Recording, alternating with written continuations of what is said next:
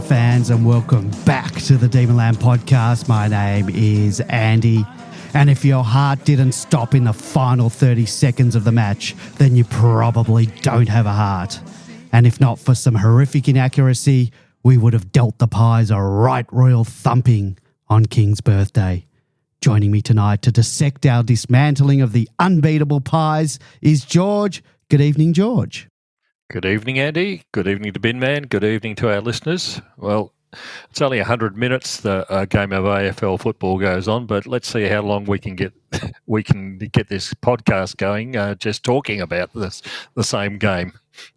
Yeah, I have a feeling this could be a long one, folks. Also joining us tonight, beaming from ear to ear and no doubt about to deliver and I told you so, is Binman. Good evening, Binman.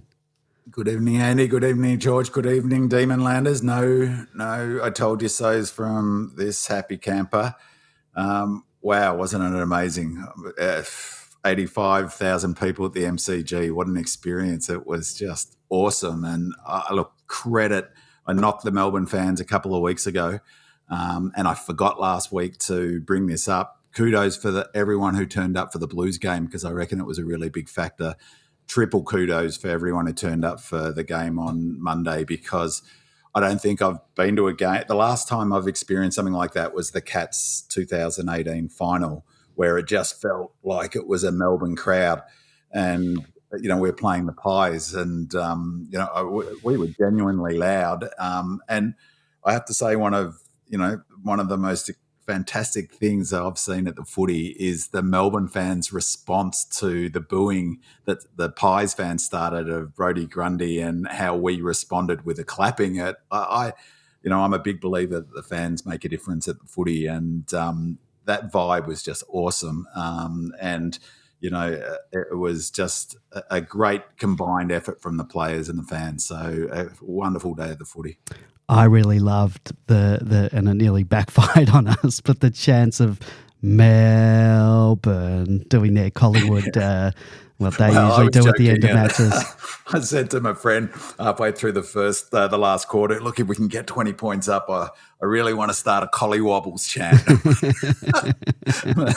Didn't get that opportunity. And I was pleading with people not to stop chanting because there was 15 minutes to go and there was only 3 goals difference. And no, this is far, far too early in a game of football.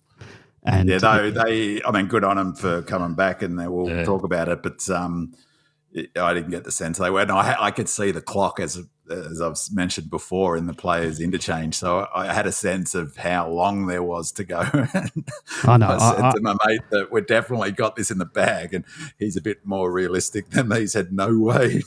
And then they kicked 2 goals, and sure enough, they had time on that last play, didn't they? Good Lord, that would have been something if we'd lost that game. Yeah, thank goodness for Jack Viney again. Yeah. Well, you don't need your binoculars, B-Man, to see how much time there is to go. You can go on the AFL app. It does a countdown, and I'm...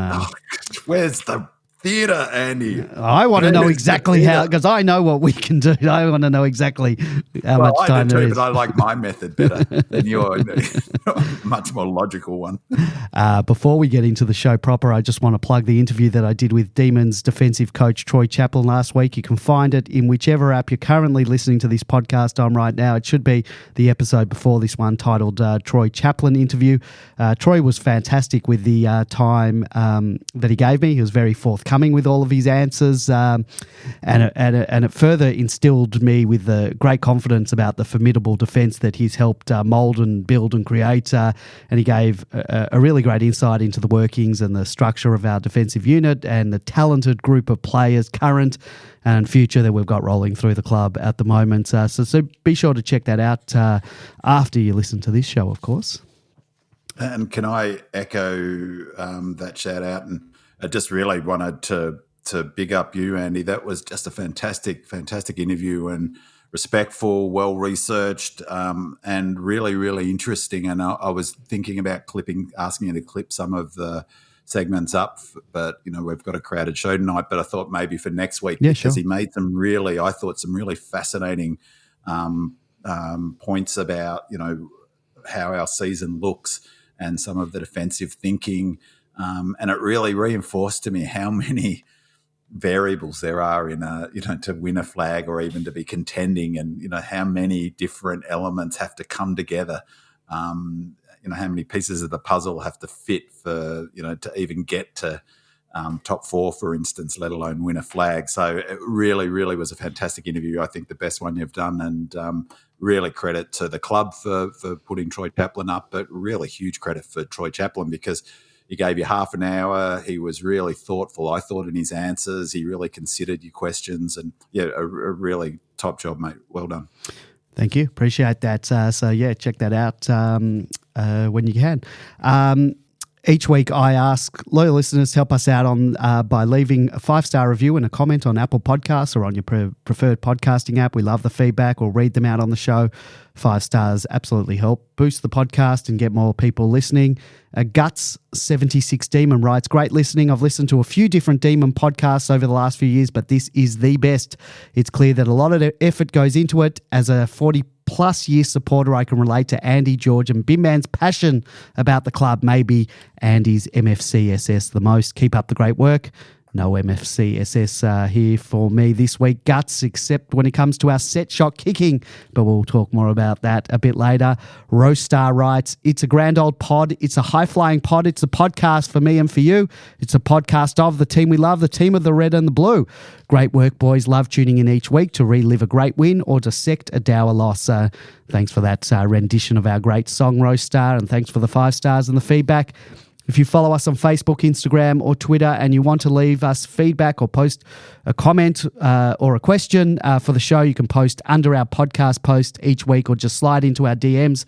We won't read out your full name on the show. If you want to chat with other Demons fans and you've never been to our forum, head on over to demonland.com, sign up, and you can chat with other Demon fans from around the world. It's completely free. In addition to being able to post questions or comments for the show, there are also multiple topics and threads on all things Demons related, so join up to join in on the conversation. I assure you it's far, far superior to anything you're going to read on social media these days. If you'd like to join us on the air tonight to talk about any of the topics we're going to talk about, then please give us a call, 0390163666. That's 0390163666.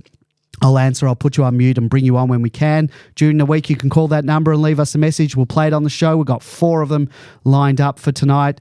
If you're listening live, you can join us in the chat room by heading over to demonland.com/podcast. We're live, well, most Mondays at 8:30 p.m. Obviously not tonight and possibly not next week because we're going to be doing a mid-season review.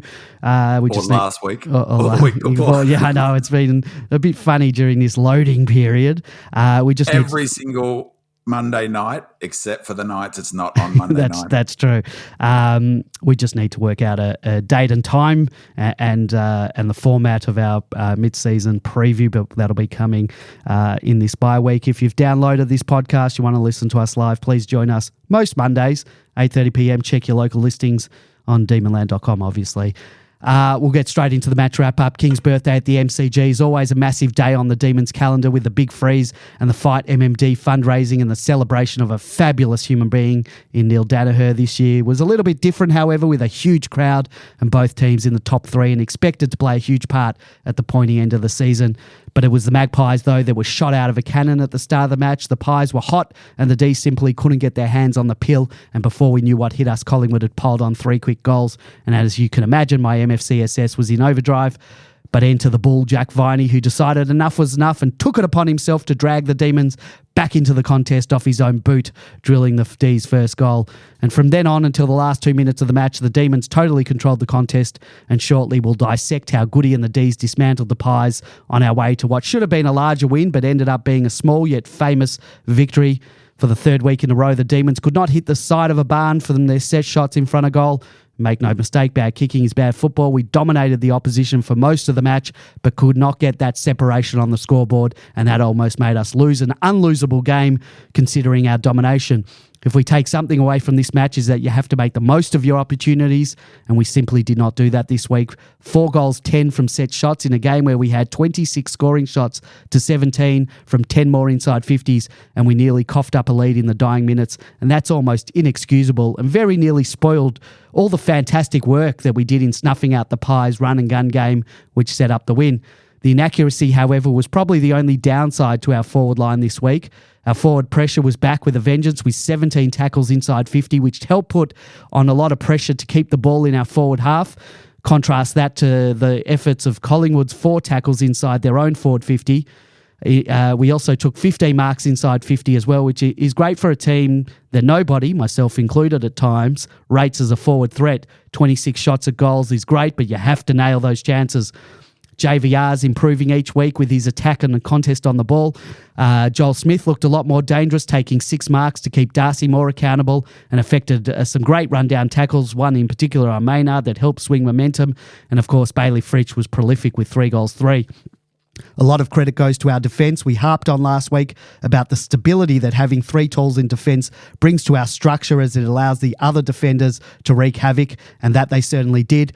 Tomlinson had a solid game showing some of that 2021 pre-ACL form, taking 10 marks. Salem and Rivers continued on from last week's great game with 9 intercept possessions each, whilst May and Lever had 8 apiece, and Judd McVie, who has had a stellar maiden season, chipped in with 7.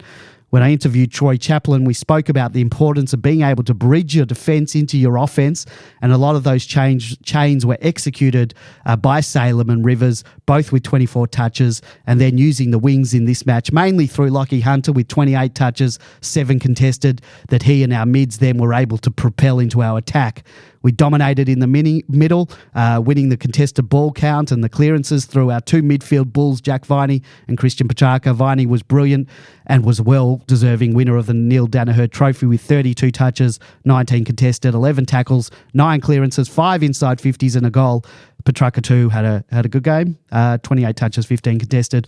All in all, what a day and what a win. I wish we'd kicked straighter and put the game out of their reach, but is there any better way to beat the Pies than in the dying seconds of the match? Let's just save those thrashings for September. So, guys, we've got a lot of questions and comments to get to, so give me any brief thoughts you want to quickly do. Keep in mind the 7,000 questions we have to get through. George? I think the only thing I'd add is it was an exemplary performance from the coaching staff to implement various strategies, and we'll talk about the strategies later on, that completely denied Collingwood their modus operandi of playing. It was brilliant to watch. I had to stop a lot of people who were around me from shouting out at various times, "Get on your man, get on your man." The answer with that was no, don't get on your man. Stop them from doing what they want to do, and that's what we did so brilliantly during this whole game. We'll talk about other couple of factors with their individual players who are so critical to things, but yeah, it was a great effort from the coaching staff. Yeah, it was fantastic, and in the lead up too, and Goody, we talked about this last week. Goody doesn't get a huge amount of credit for his tactical nous, but he gets 0 credit for his gamesmanship. But he's a quiet achiever on that front, and I reckon he won the gamesmanship award in the lead up too, with the collywobble stuff at training and some other of his comments. Like, he was the one that brought it up, and the no duck, no dinner from last year. There was that theme going forward. So, I really like, if you hear the players talk, they were constantly asked, how was it to come up against a contender? If you listen to their replies, it's really standard. And I heard Kate Roffey on the radio yesterday, same deal, is we are the best team. You just hear it, and it's such a thread through the way they talk. And I just felt like there was something in this match in terms of us wanting to put them to put them down a peg, basically. I just wanted to, on our start, in case this doesn't come up, is that it felt to me that start by the Pies, yes, they started fast, but all 3 of their goals in those first 3 goals were a result of really poor skill errors by us, it has to be said. All 3 of them really, from those turnovers, there were missed kicks under not much pressure. And so for me, it felt like they were more nervy. It felt like we were a bit nervous, to be honest, and we started nervy, and we didn't settle. They settled a bit quicker. So it was more about our nerves and their pressure, I thought. They scored 5 goals in the end from turnovers, but 3 in a very short space of time in that quarter. So we did brilliantly for the rest of the game to stop them scoring from turnovers and to address that exact issue. And around those 3 goals, we could have scored 2 or 3 goals ourselves. There were a couple of really poor forward entries in that first, say, 6 or 7 minutes. Good all powered up from jumping out of the blocks, but it didn't feel like it was unbalanced at the beginning, if that makes sense. The other important factor that you just briefly touched on there, Bin Man, was the players themselves suddenly get the faith back in the systems. After 5 or 6 minutes of and 3 goals down, the natural reaction is to drop your head. Oh well, we're behind this mob again. How are we going to do this? But they reverted to the systems that the coaching staff had implemented, but also reinforced. And now those same players go, wow, we can knock off the top sides in this competition by just sticking to what we know and do, and as you said, acting as a team. Yeah, and for me, that was one of the least commented on things about the match, but one of the most impressive things about the match, and I think Goody talked about it, is balancing up, not getting overawed, not, okay, they scored 3 goals, let's not get stressed, let's stick to the plan. And, we've talked about this, George, haven't we, for ages, for a couple of years, about the importance of a system and this idea of systems coaching. And this is where it comes to fruition. This is where it pays off. It's instinctive. You roll back into what you know and what they train on. And, Chaplin talked a little bit about that repetition of systems. So, you get the payoff in the big moments when you can balance up and not let a 3-goal lead blow out to 4. I said to my friend I was sitting with that if they get the next goal, suddenly it psychologically becomes a problem, doesn't it? Because 4 goals is a margin. But, they balanced up brilliantly, I thought. All right, well, let's, because we've got a lot to do, let's get into our stats files. Bin Man, do you have some interesting stats for us from this week's game? Yeah, I'll race through them.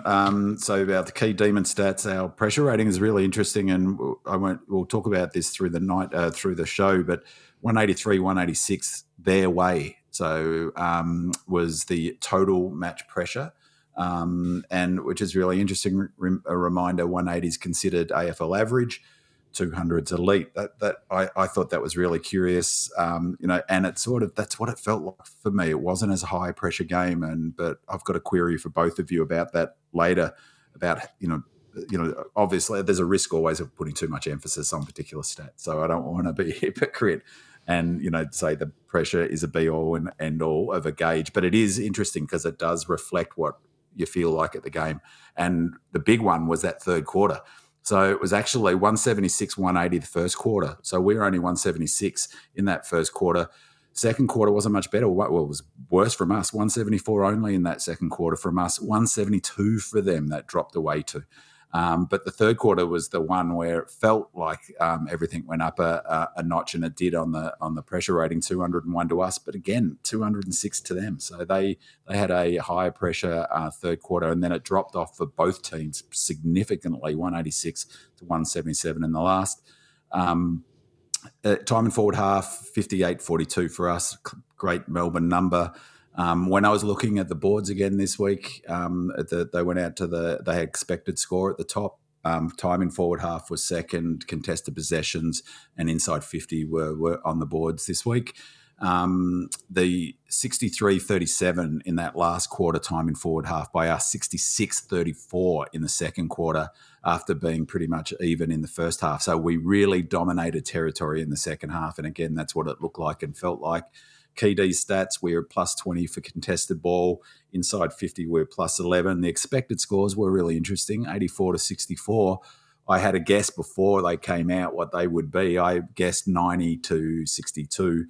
So I was thinking maybe a 5-goal win on expected score, but it was only 20 points. So I thought that was really curious. It felt like it might be a bigger win if we'd kick straight. So I thought that was interesting. The critical numbers, this was from the replay on Fox Footy, the 7, I'm not sure which, after halfway through the first, so the 15-minute mark of the first quarter, from that point to the end of the game, we went plus 23 for contested possessions, plus 16 for inside 50s. We had 32 shots, plus 32 shots at goal, which is massive from that point on in the game. 32 points that must be. And forward half intercepts from that point for 32. Some curious stats. This one was really interesting, George. I thought of you when I read this. The Pies only had 4 hit-outs to advantage. Like, that's a crazy low number, isn't it? Like, that's a really, really low number. And it's, for obviously, as we've talked a lot about Melbourne, and everyone seems to be talking about this now, we're a territory team, get it forward, get it in your front half, keep it in your front half. It's very, very hard to get territory if you can't get it to your own players, if you're only hitting it 4 times to your players in a match. There's only a lot of teams go to work on us, and obviously they shark us, but there's only so many opposition ruck taps that you can shark and it'd be a viable strategy.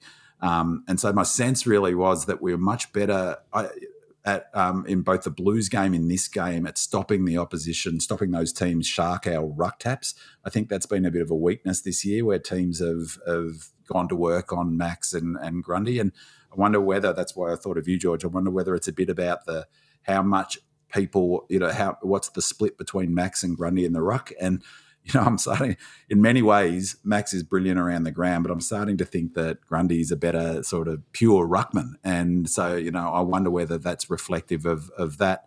Because we gave up a few of them, didn't we, where we win it and they shark it against Port and Freo and the Hawks. Remember in that third quarter when the Hawks jumped us?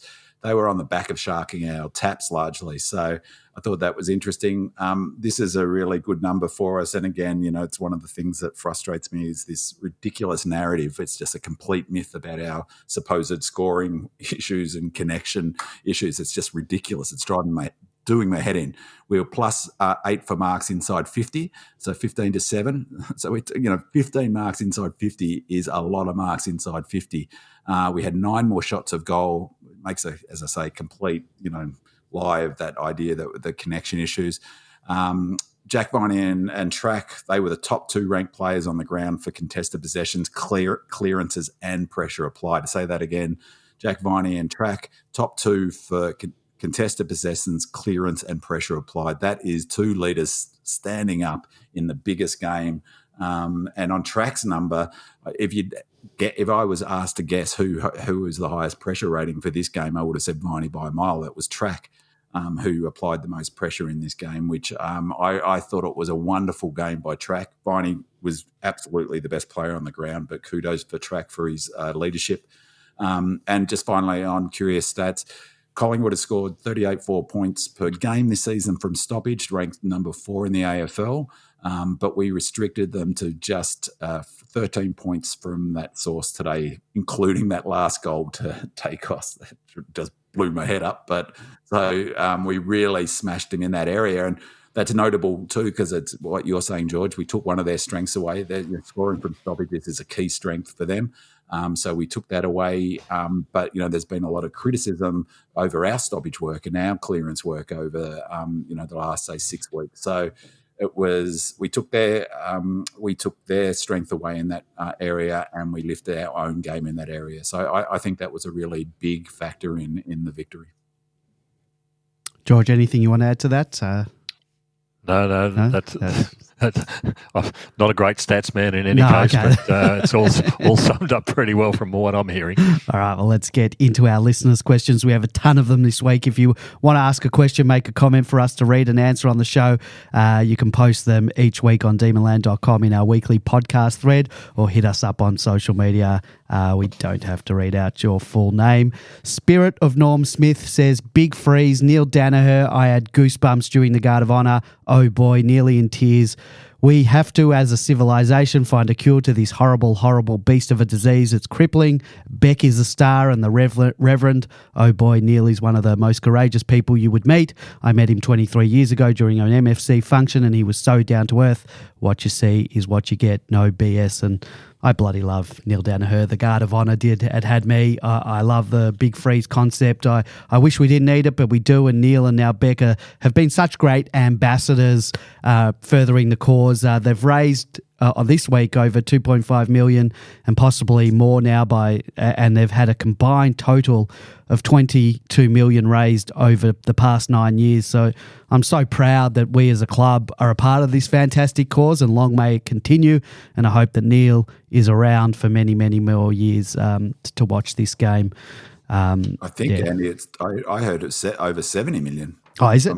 I was just I took it off their website. It was quite hard to find, and they had that might be wrong. They had I'm something. Sure I heard that a couple of times. They had something from last year. I think it was from last year. They had a thing holding up 19.5 million raised, and I assumed that was from Big Freeze raised, and then I just added the 2.5 million to get about 22 million. So if it's 70 million, they've raised a lot of money, whatever it is. Well, that's what I'd heard. Maybe I don't think it's 70 million. I mean, it's 9 years. You only got to divide it. It's not 10 million a year. Yeah, and it would have been low. It would have been lower in the years. So they had it. They had a thing on their website where they were holding up one of the boards that go down, and it had 19.5 million, and that was the picture from last year. So I've just added, I did a little bit of accounting. I don't need to show you my workings, but it came to about 22 million. But if you can show, George, that'd be good. Next week in the review, I want the numbers clear. If anyone has the real numbers, give us a shout out in our podcast thread, and we'll correct that. Two thoughts I had about it. I mean, it's fantastic, and it's wonderful. It's become a thing for Melbourne and Collingwood as well. It adds something. And a thought in my head, and I'm sure a lot of people's head, is that it's remarkable that he's still going. And next year's the 10th, and it's going to have a special significance. And obviously, we all hope that Neil's with us next year, and it's going to be a big event, the 10th anniversary. I think. The second thing is how wonderful it is that he's a D, isn't he? Neil Danaher is a D. Like he coached us. Normally, for ex-players, their emotion sticks with the club that they played footy with, not necessarily coached. And not just that, his brothers are all there. Part of Essendon. I mean, he's an Essendon legend. He's an absolute legend of the Essendon Footy Club. But he's a D, and the club love him. The fans love him. The players just love it. I mean, you could see just the love. You just hear Max Gawn talk about him, and that hug, that Goodwin gave him, just really, to be honest, made me cry. So, really, it's become something special, hasn't it? The other thing that struck me about the King's birthday match was the King's birthday honours that came out. Now, Neil's an officer of the Order of Australia, rightly so. And what really struck me was this is what the award should be for people like Neil Danaher. It sort of irks me that you see countless names of politicians being put up and who've never given anything back to the community in reality. And here's a bloke who's giving his life and his heart and his soul to it. That's what the Order of Australia should be all about. And he's an absolute star in that realm. And just while we think of it, Andy, big kudos to Kate Roffey for, is it the AM, the Australia medal? Yeah.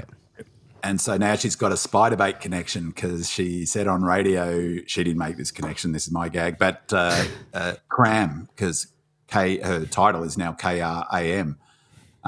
So Cram is what she said she wants to be called from now on, and that all her passwords will be Cram. So Cram is the lead, the drummer for Spiderbait. Well, thanks for that little bit of niche trivia.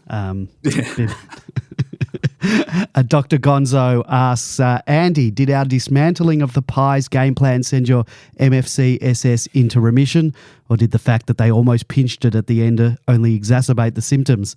Now, new listeners probably hear us talk about MFC SS and wonder what the hell we're talking about. It stands for Melbourne Football Club Supporters Syndrome. It was coined in the dark days in about 2010 on Demonland, and in short, it relates to the veil of negativity or the dark cloud that surrounds some Demon fans. Sufferers are usually fans born after the golden era of the 50s and 60s. We suffered through the 70s and 80s, had limited but not the ultimate success in the late 80s and 90s.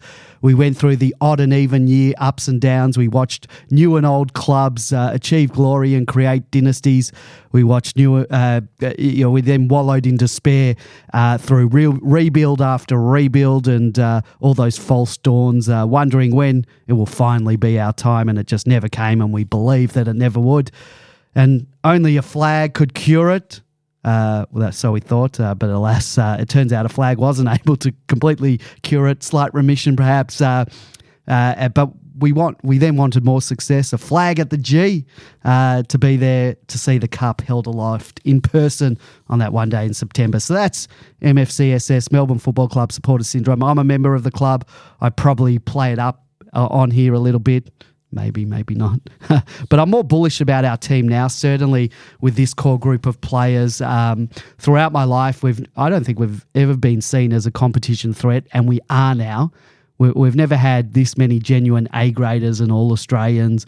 The club's in good hands at the moment and a good position financially. Growing up, I used to dream about being in the top four, forget about sitting in top spot for weeks and months on end like we have in the last few years. And this is a reality to many D's fans now. So Dr. Gonzo asks if our dismantling of the Pies sent my MFCSS into remission. No, but it was amazing. I got some of the Demons could actually be a premiership contender mojo back. And then Dr. Gonzo asks, did the fact that they almost pinched it at the end only exacerbate the symptoms? And what the bloody hell do you think? Of course, it bloody did. Losing the game would have been the most Melbourne thing that you could imagine. But that was the old. That was the old Melbourne. You've got to change that language. That was the old. I'm telling you, that was the old Melbourne. This Melbourne's a different beast. I think. I hope. It was frustrating because of the inaccuracy, which we'll talk about shortly, that almost cost us the match. So yes, it did indeed exacerbate the symptoms. But had we lost, boy oh boy, tonight would be there'd be a slightly different tone to this podcast tonight. But as it turns out, we won. We got the 4 points. We're all happy. No MFCSS here, at least for this week. Yeah, so there you go, Dr. Gonzo. That's my answer to that. There was a lot of love for Bin Man in the comments this week. D. Zephyr says, Bin Man deserves a night off. Put him up at Crown Towers for the night. No, that's not going to happen, Bin Man. Sorry. Dino says, I just wanted to give my appreciation for Bin Man's analysis and insights. They are very good. I was very intrigued at how confident he was that we were going to dismantle Collingwood's game plan, but am now even more impressed as most of what he said came to fruition. It is easy to get caught up in the individual games, but we are a seriously good team and have improved from 2021/2022, in my opinion. Travie14 says, how big was the smile on your face, Bin Man, when you got to say, I told you so? No, I thought he'd be smart. Yeah, there it is. All right. Phil C., who last week was critical of positive binners, says, forgive me, Father Binman, for I have sinned. My MFCSS took over and I expected a 6-10 goal loss. I prostrate myself at the feet of the three wise men of the Almighty podcast and ask for your forgiveness. Well, Binman, we'll get to talk about Goody and the footy department strategy to take down the Pies in a moment. So before we get to do that, take your lap. Give us a few more I told you so's, and then we can get on with the rest of the show. We don't want your head to get any bigger than it already is. I actually replied to Phil's comment on the thread. I'm going to stop doing that. The question, I answer the questions on the podcast thread and forget that it's the podcast thread. So to Phil, I wrote to his question or comment, prophylactic prognostication, Phil, on your part, a common self-protective strategy among D's fans. D's lose and it's okay because that's what you expected. A win is a bonus. Okay strategy, except when combined with telling every person and their dog that D's are rubbish and we will lose, and then celebrating a victory with not a trace of irony. I don't like that at all. Credit for not going down that path, Phil. You are forgiven.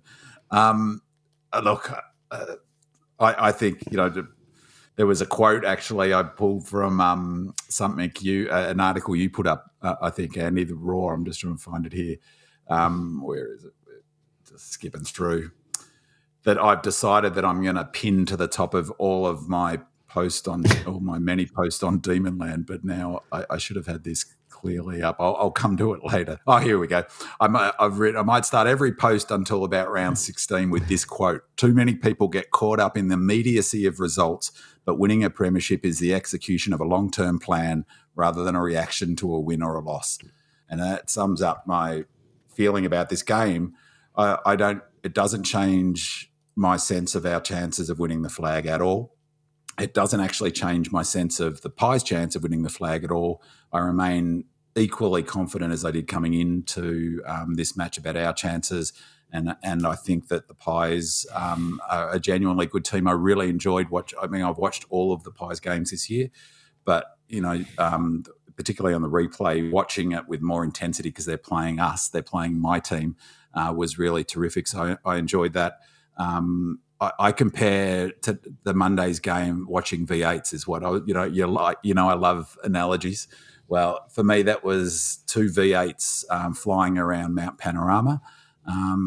It's going to be a different game of football, different way of playing footy come finals, assuming we're fit and running on top of the ground, assuming they're fit and running on top of the ground.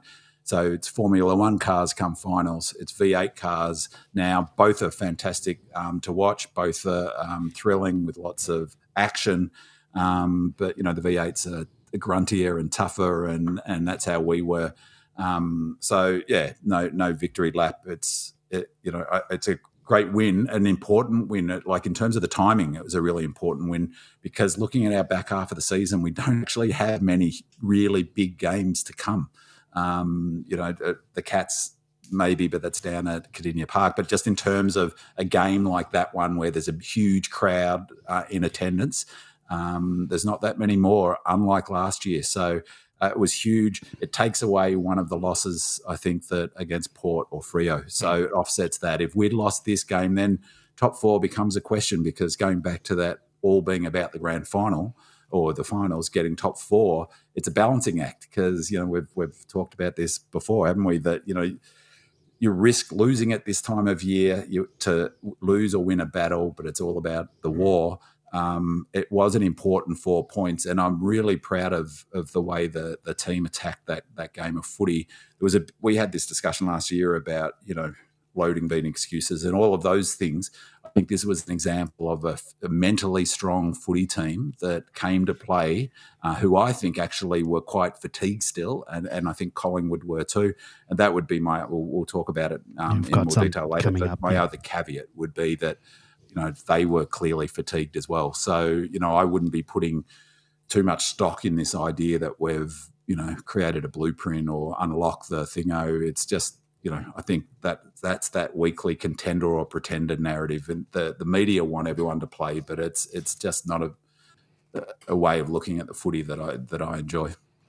Spirit of Norm Smith says the game plan, protect through the corridor, own and embrace the corridor. It worked. Our pressure and tackling were the highlight of the day.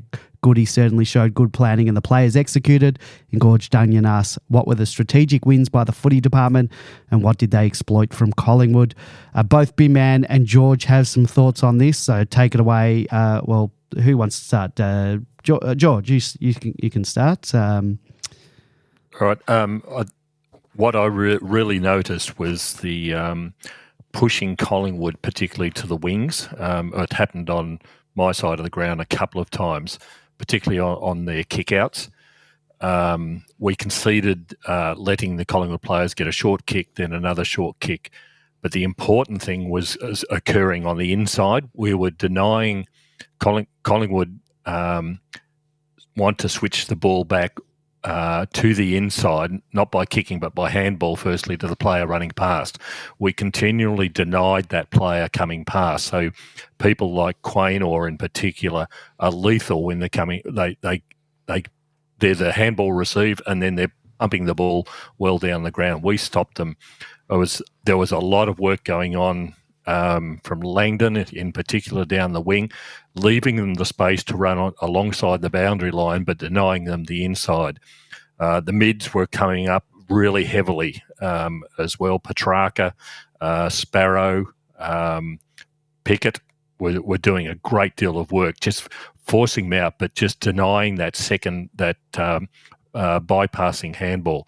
And like I said, I had people behind me screaming, get on your man, get on your man. And you could see it coming from 100 metres away. They get 2 or 3 kicks down along the boundary line, and then the intercept came at the half-back line and it goes straight down the other end of the ground. But it stopped their run through the middle. I think in the game I only saw them execute that middle run once, because once they get through that first player, 3 or 4 players from their half-back line in particular just take off.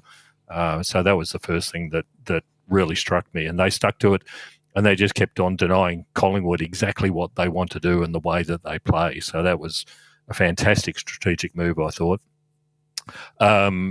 Playing the other things I noticed strategically, Smith was a great selection, because it was that height that was needed down the back line. For the previous couple of weeks and months, in fact, Moore has had sort of open range down in their back line, and he gets all these intercept marks and intercept possessions simply because there's no one on him most of the time. And that's exactly what we try to do with Lever as well. But by putting Smith in there, all of a sudden there were contests that he and the other backs of Collingwood were simply not used to. So just making the contest was really critical to us. The other thing that was really telling was shutting down Pendlebury. We've spoken about missing side bottom. Probably their best kicks in the side are side bottom, Pendlebury and the Dacos boys.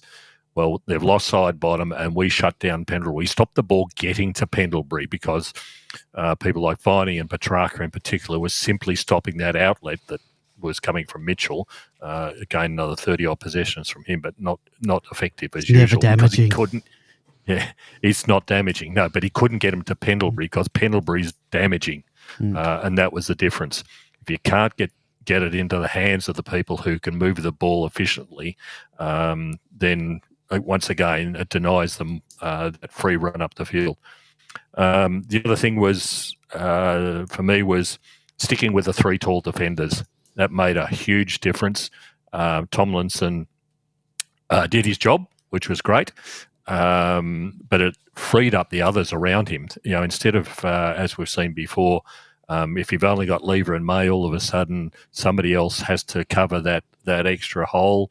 In this game, players like Salem and Rivers and McVie went absolutely berserk simply because they were freed. They didn't have to worry about it because Tomlinson was taking one of the talls, and Tomlinson was also covering the Collingwood rucks most of the time that they went down forward. So Tomlinson had 10 marks. That is just incredible. So, but it also showed that while he was taking the marks, Jake Lever wasn't.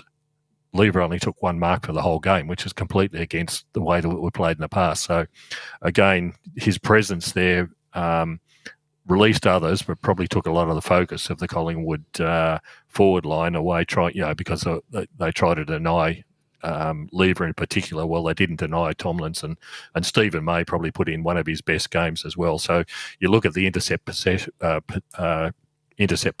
for all of those players down there, they were off the charts. But it was because the work being done up the field made their life a little bit easier. But it was great just having the three tall defenders back again, the extra one in the forward line in particular.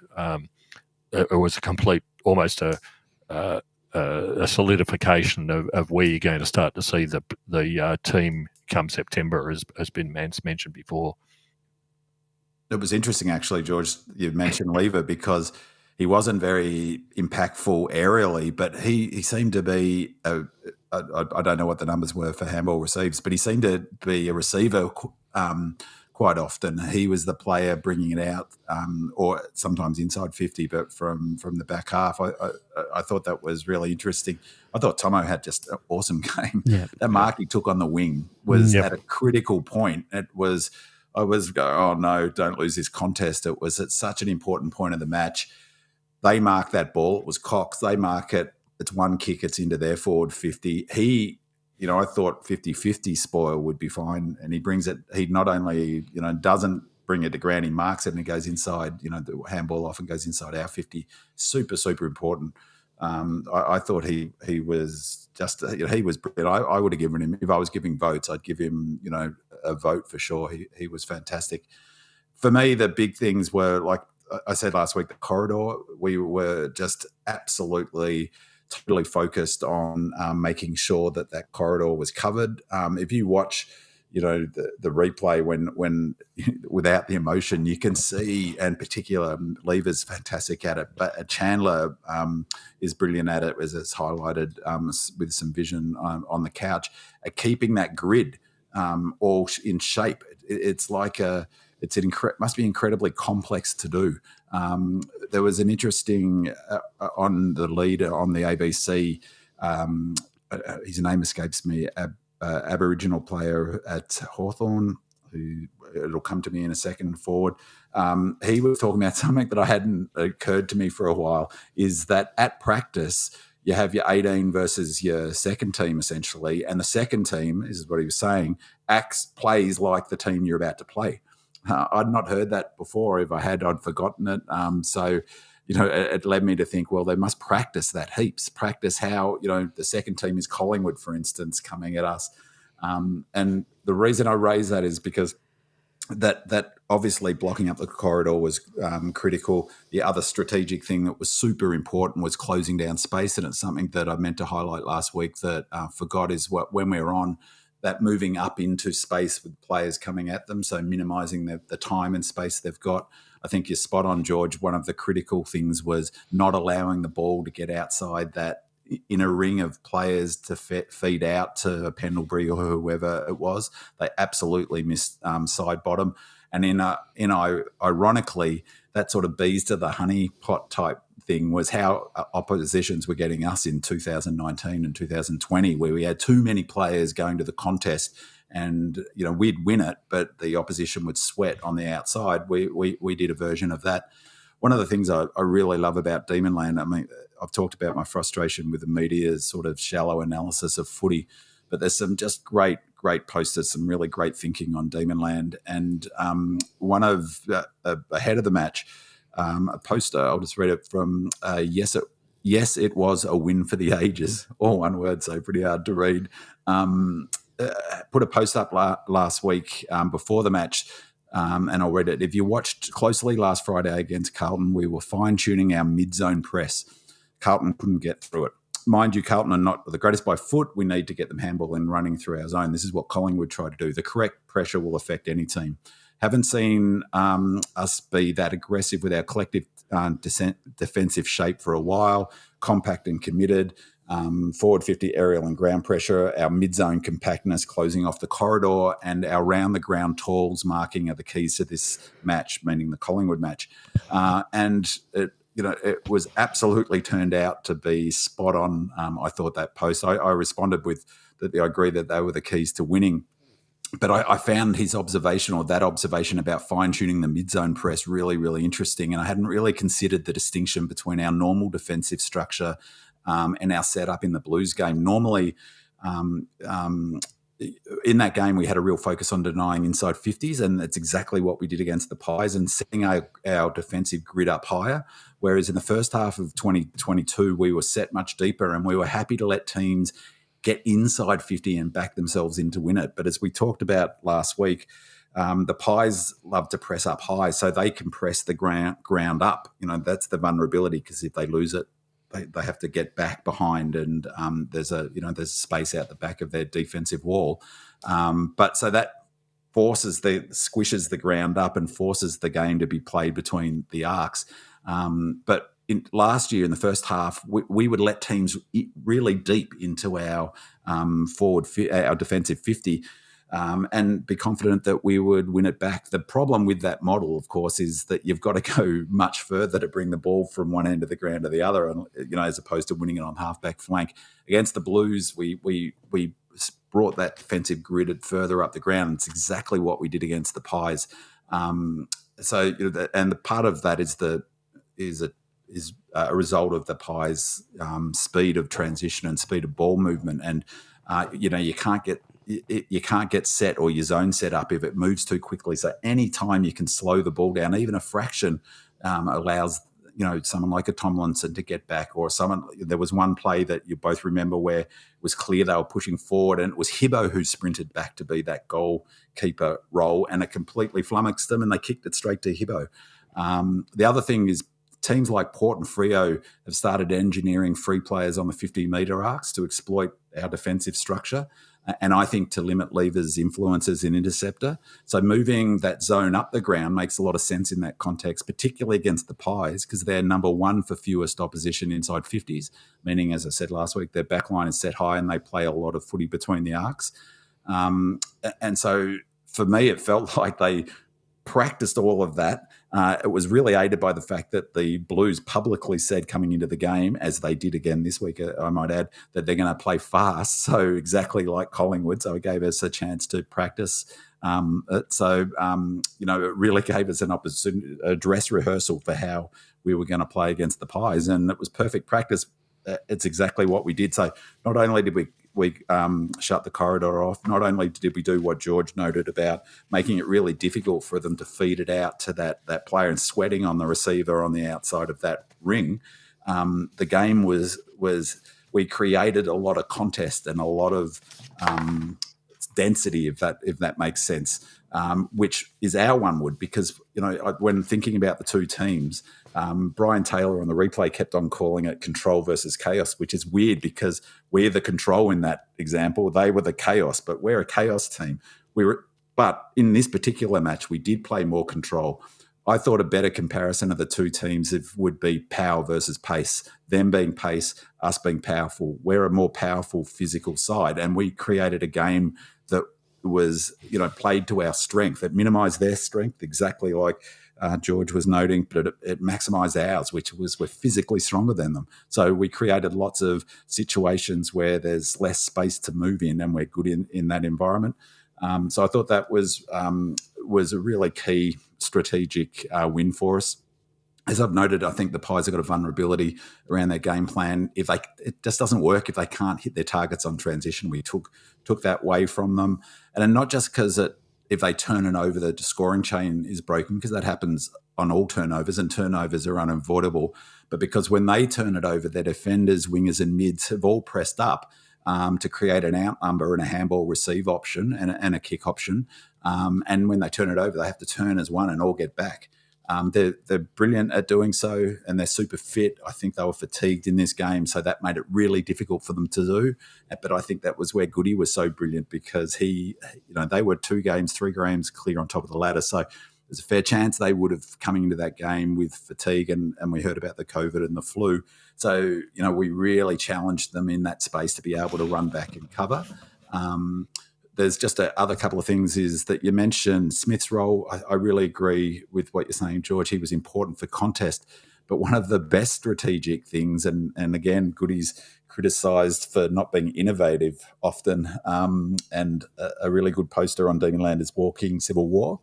Not long before the game said that she'd heard of a tactical innovation that was coming. She wouldn't say what it was, but if I was a betting man, I'd bet it was this: Fritter playing on Moore and dragging him deep. That must have really confused McRae, because it was a really out of the box thing to do, and it was a huge thing for the match. I heard Jared Healy talk afterwards, gave us a big rap, and but he talked about that battle as being even, because Moore, he's a gun, isn't he? He's just fantastic. He had 6 intercepts and played well, but Fritter kicked 3 of our goals, so surely he gets the points. 3 goals, 3, mind you. So had he been a bit straighter, it would have 5 or 6 goals, and who wins that one?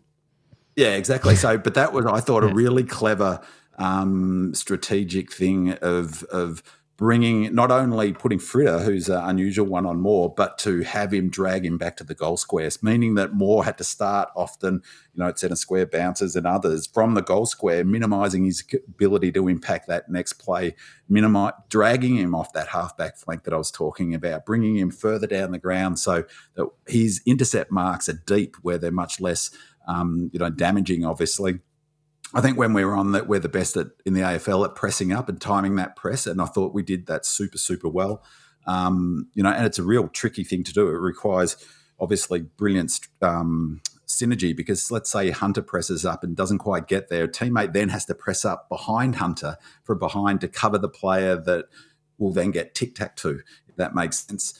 And again, it was talked about before the game, was a big thing, is getting in their grill, shutting down their time and space. That was obviously a really big factor. So, for me, the key, that was the question I had for both of you about pressure, because the pressure ratings, I don't know whether they take into account this, the pressure of not being able to hit a target, for instance, if that makes sense. So looking inboard and seeing no options whatsoever. So, that's a pressure in of itself because they've got to make a decision. And that happened a lot where they looked inboard or looked to switch and decided not to because we'd covered the corridor so well. Now, that's a pressure of itself because suddenly you're making a decision that you don't want to make. And we force them down the line so often with that. But that's not really picked up in the pressure stats because it's not corralling. It's not one of the things that make up that number. But it was a huge factor in this game. It applied a psychological pressure that I think they really struggled with. They couldn't, the irony of the strategic battle was the goodies often criticised for not having a B plan. Well, what I loved about this game and last week's game, it's like, right, we've got two games that we can play the control game. We can play our defensive system game, but we can play like a Ferrari and we can score heavily if that's how we want to play the game come finals. Whereas Collingwood, I don't think. They don't have a B plan. What's their defensive system? They could not control our ball movement. They have a defensive vulnerability. And I would flip it on its head and question Collingwood's B plan, not our B plan. So, strategically, I thought it was a super clever game. I really, really like the way they used Grundy. And I'm really warming to him as a ruck, I have to say. But the big innovation on the day was Fritter playing on Moore. That was interesting.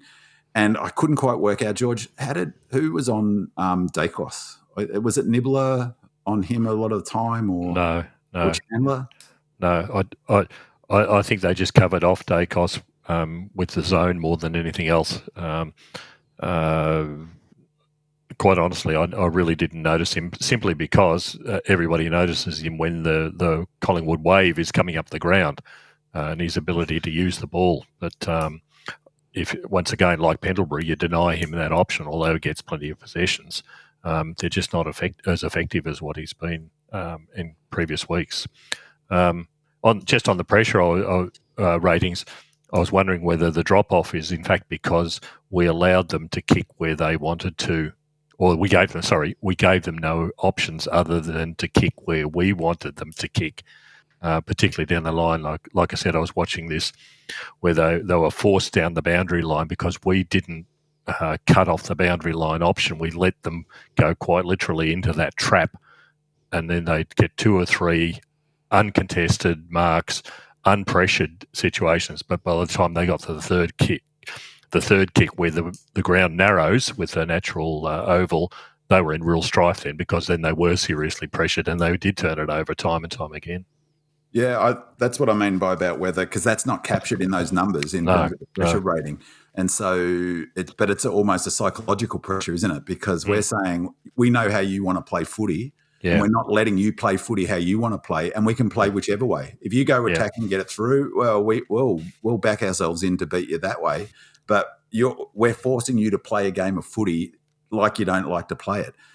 Just the other thing, and again, credit to AF and Lucifer's Hero for this observation. I didn't notice it either at the game live or on the replay, is that they brought an extra to the stoppage in the last quarter, halfway through or during that last quarter, to even up the numbers, something we don't do very often, and to really you're saying that minimise. You're saying we brought an extra to the contest? We matched their numbers. Yeah. They bring an extra. Yeah. And we have the extra back to allow us to sit off the back of the contest. We evened up the numbers at stoppages, our defensive stoppages in that last quarter.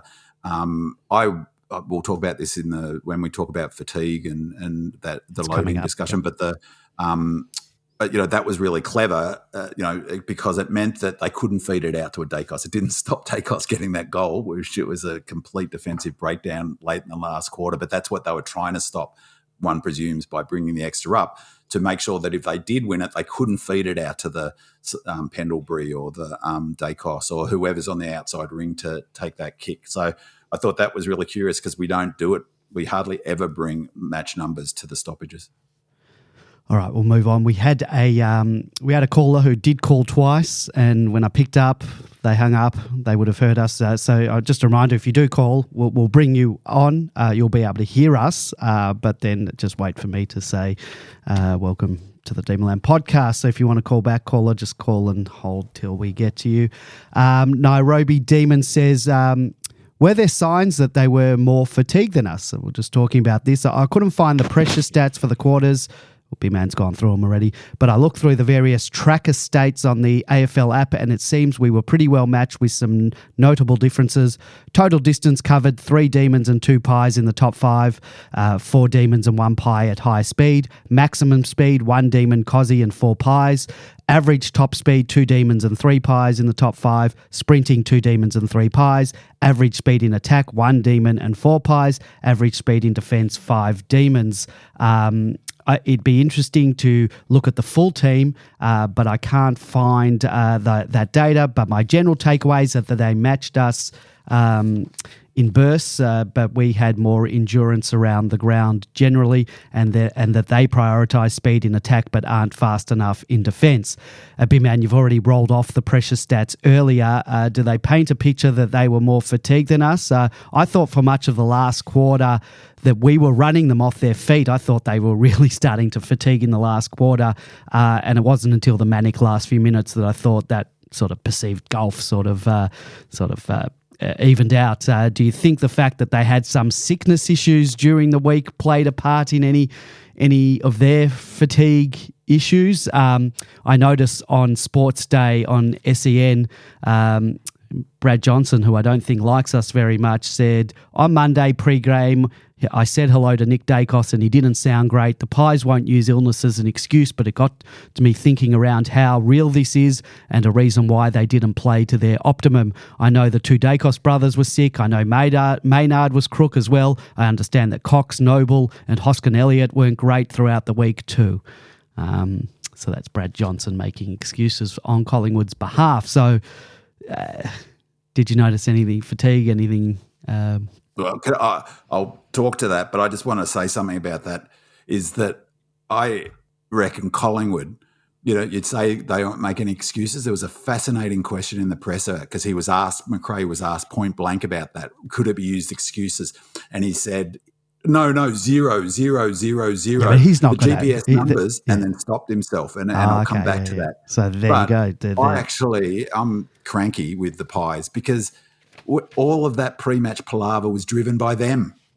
That was all them. So I don't want to hear about them not making excuses. They put that out. Howe was on Howe was on 360 during the week. He said he had COVID. He talked about it on Fox Footy to a audience of whatever. It came up then. They cancelled Nick Dacos and Josh Dacos were supposed to do some sportsman.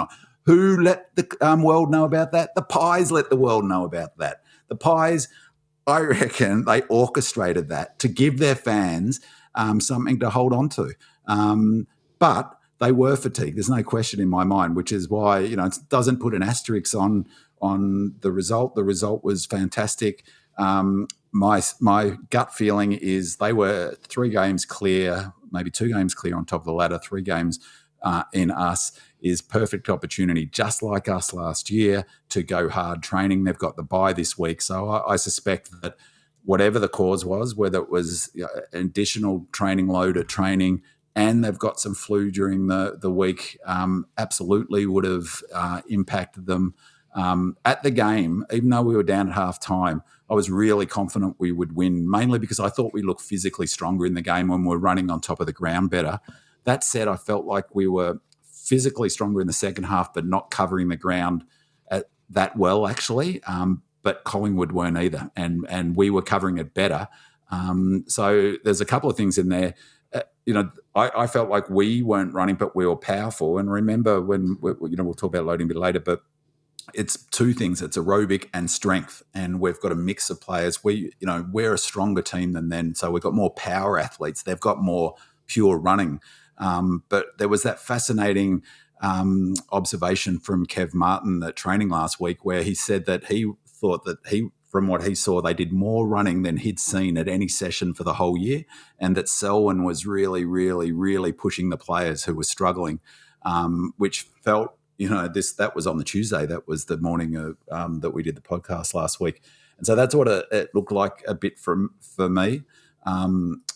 So I absolutely think that it had an impact on Pies, whether it was their training program or whatever, or whether it was the flu. We look to be running better. I've made this point a bazillion times, is their game plan, and ours to a big extent too, is completely reliant on their fitness.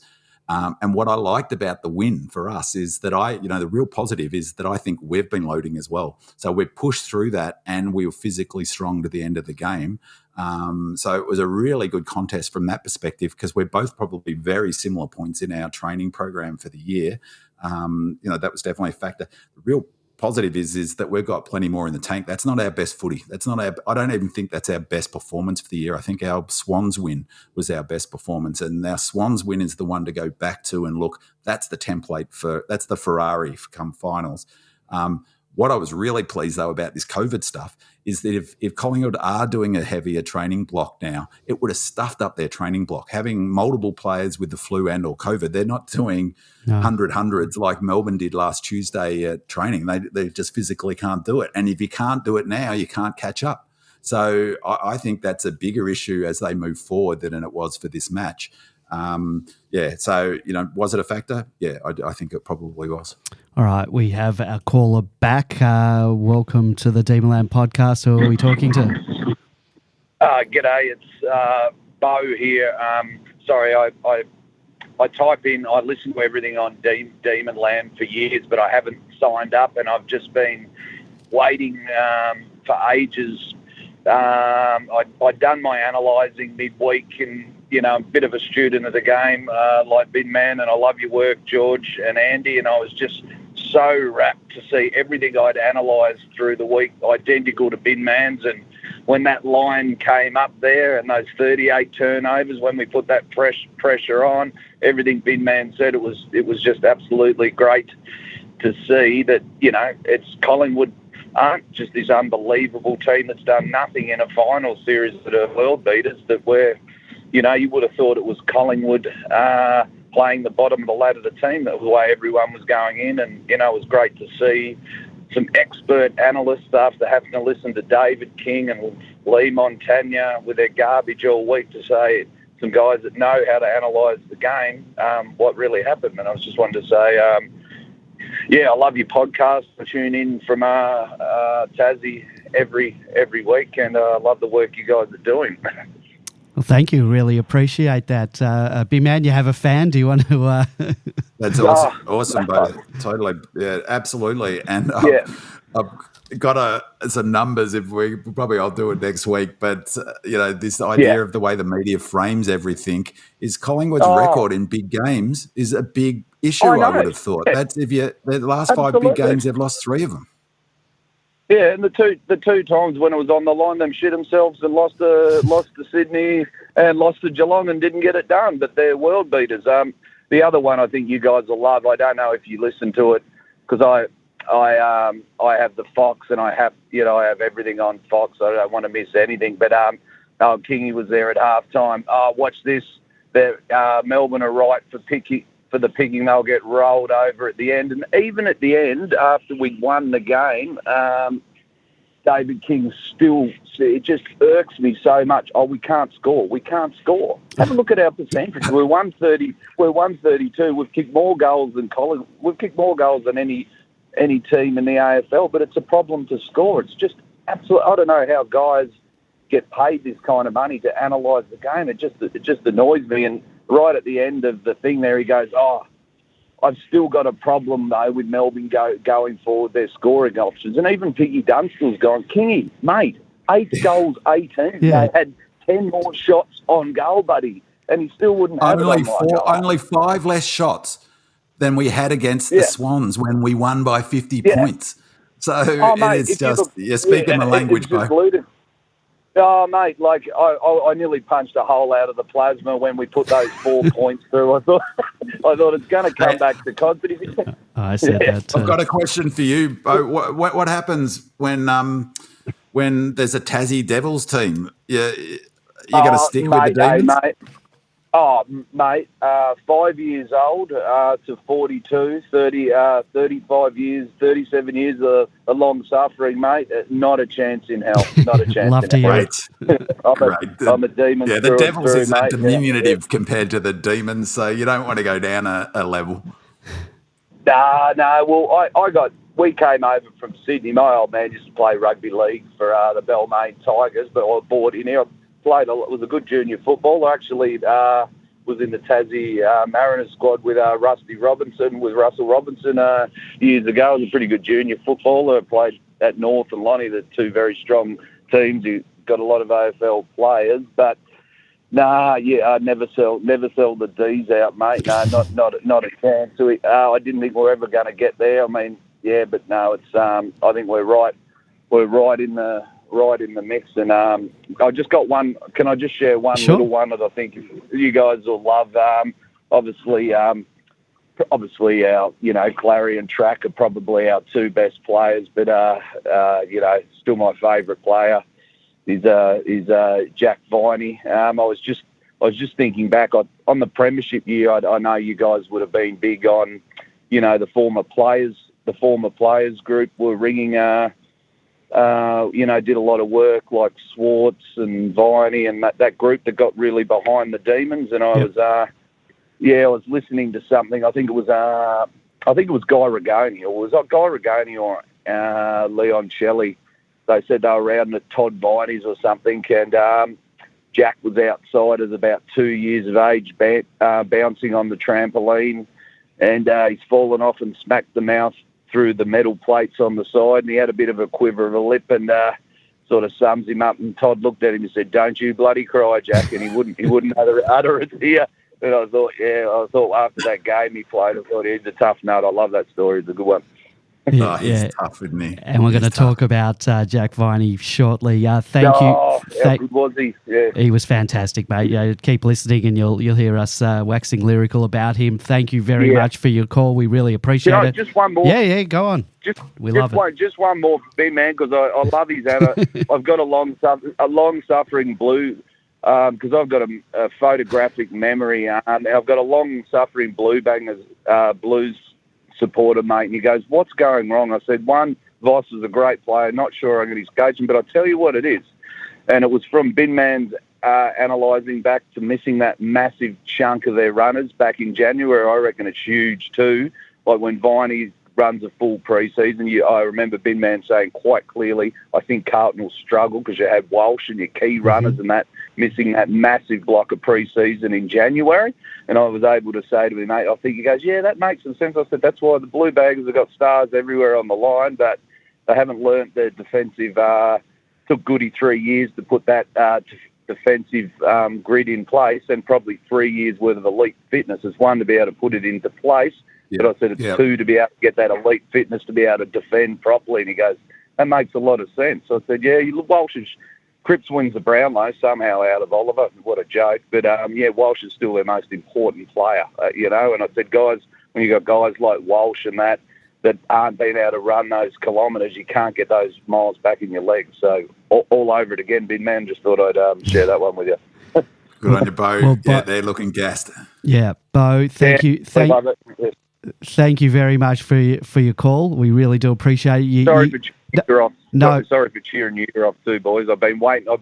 My mate's been saying for months, "Oh, you got to call in. You got to call in." I said, "I'll do it tonight." Well, what you've got to do is join up to Demonland. You've obviously got a lot of knowledge. You got a lot of knowledge. Sign up.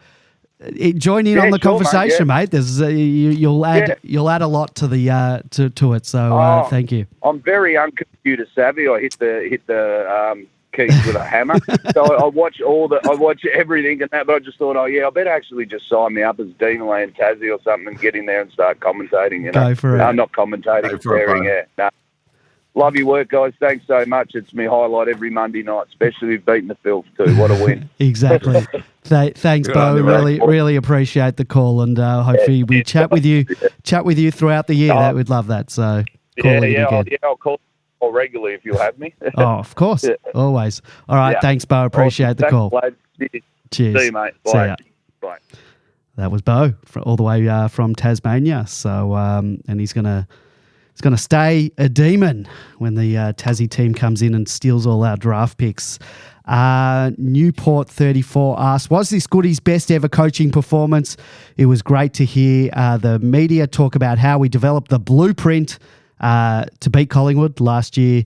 Where the talk was that we had been found out and Goody had no plan B. Stu says, thanks in advance for what I know will be an enjoyable podcast. Just like the Swans game in round 3, it felt like Goodwin showed the ability to adapt to our opponents rather than just play our way. This appeared to be our weakness that other teams exploited last year, but one that we seem to be rectifying. Do you agree?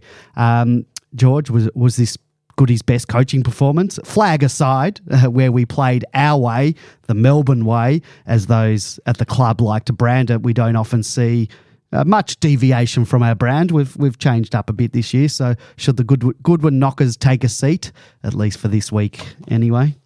Yeah, I think they should. The fact that we were playing the top side in the competition and we shut down and exploited their main method of operation.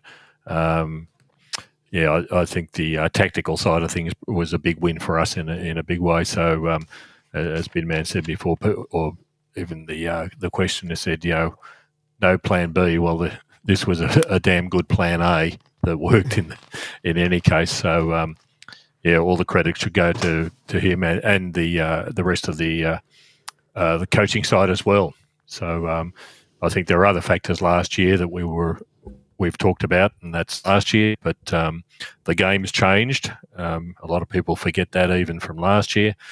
You've got to adapt every year, and you've got to change the way. McRae, I think, has proven that as a coach with Collingwood. You've got to change, and you've got to adapt, and you've got to adapt really quickly in this game, or you find yourself mid-table and below very, very quickly.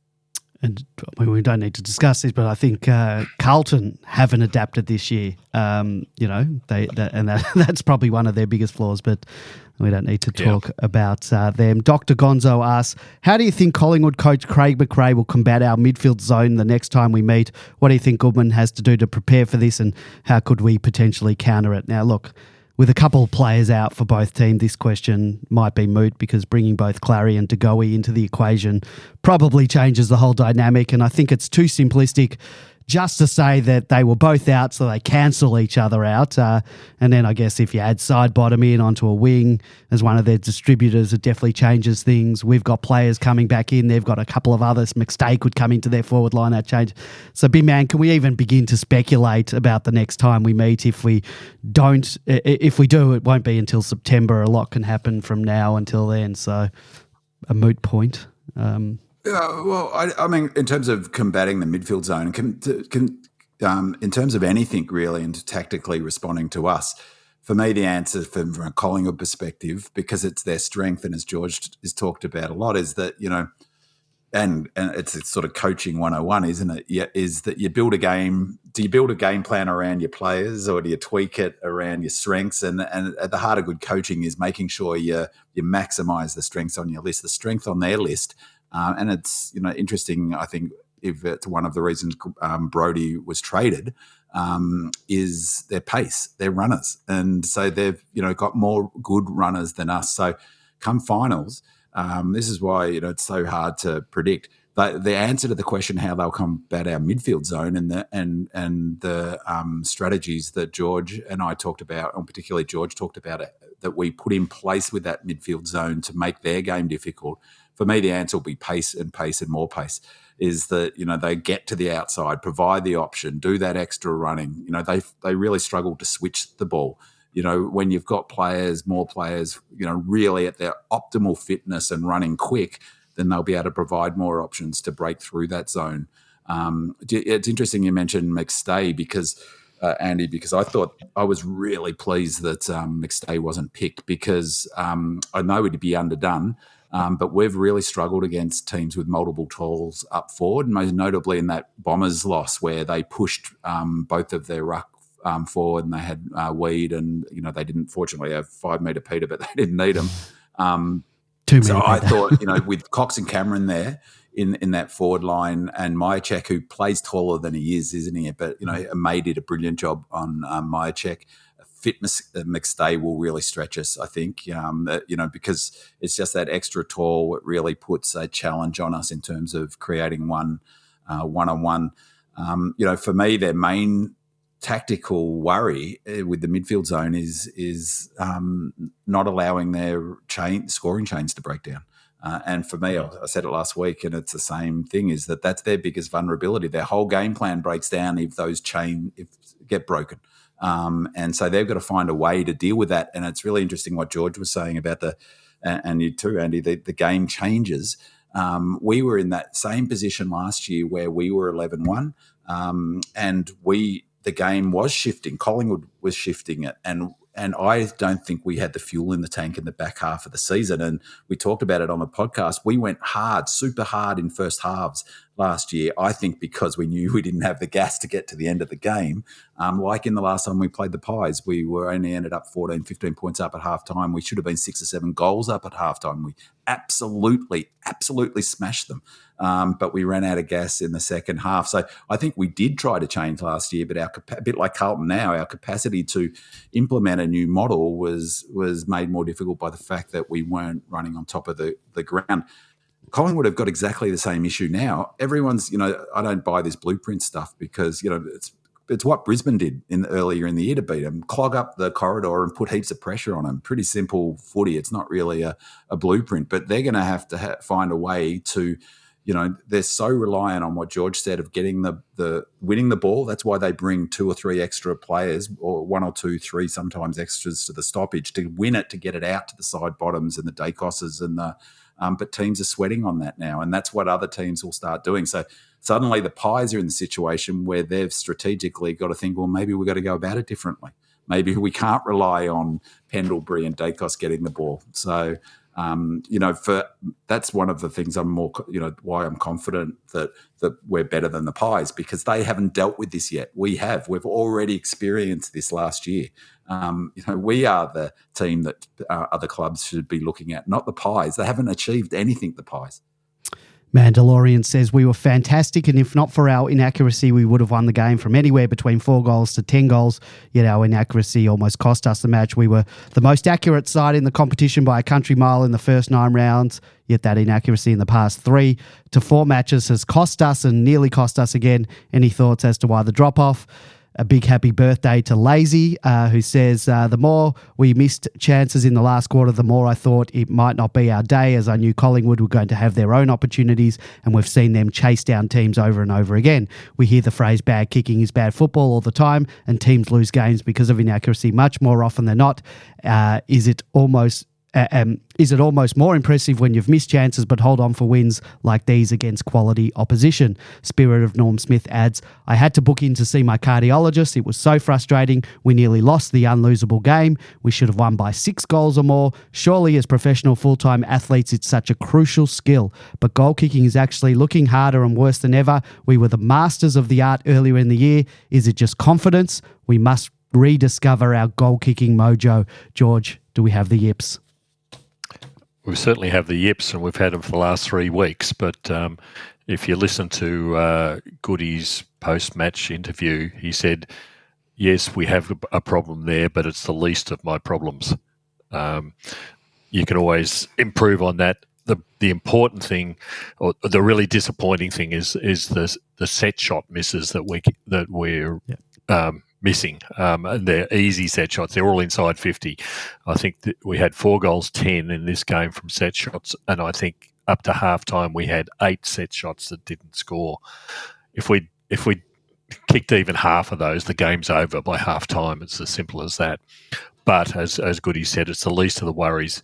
As long as players have got the right technique, and people like Fritsch and Van Rooyen in particular, they've got great technique. It's the same type of technique that you saw in the past from Tony Lockett and Matthew Lloyd and Jason Dunstall. Metronomic. Just metronomic. That's exactly it. And both of those players do that brilliantly. The fact is, in the last 3 weeks, those players haven't been getting their normal percentages. But as Goody said, you can live with that because it will come good. The good technique doesn't go away.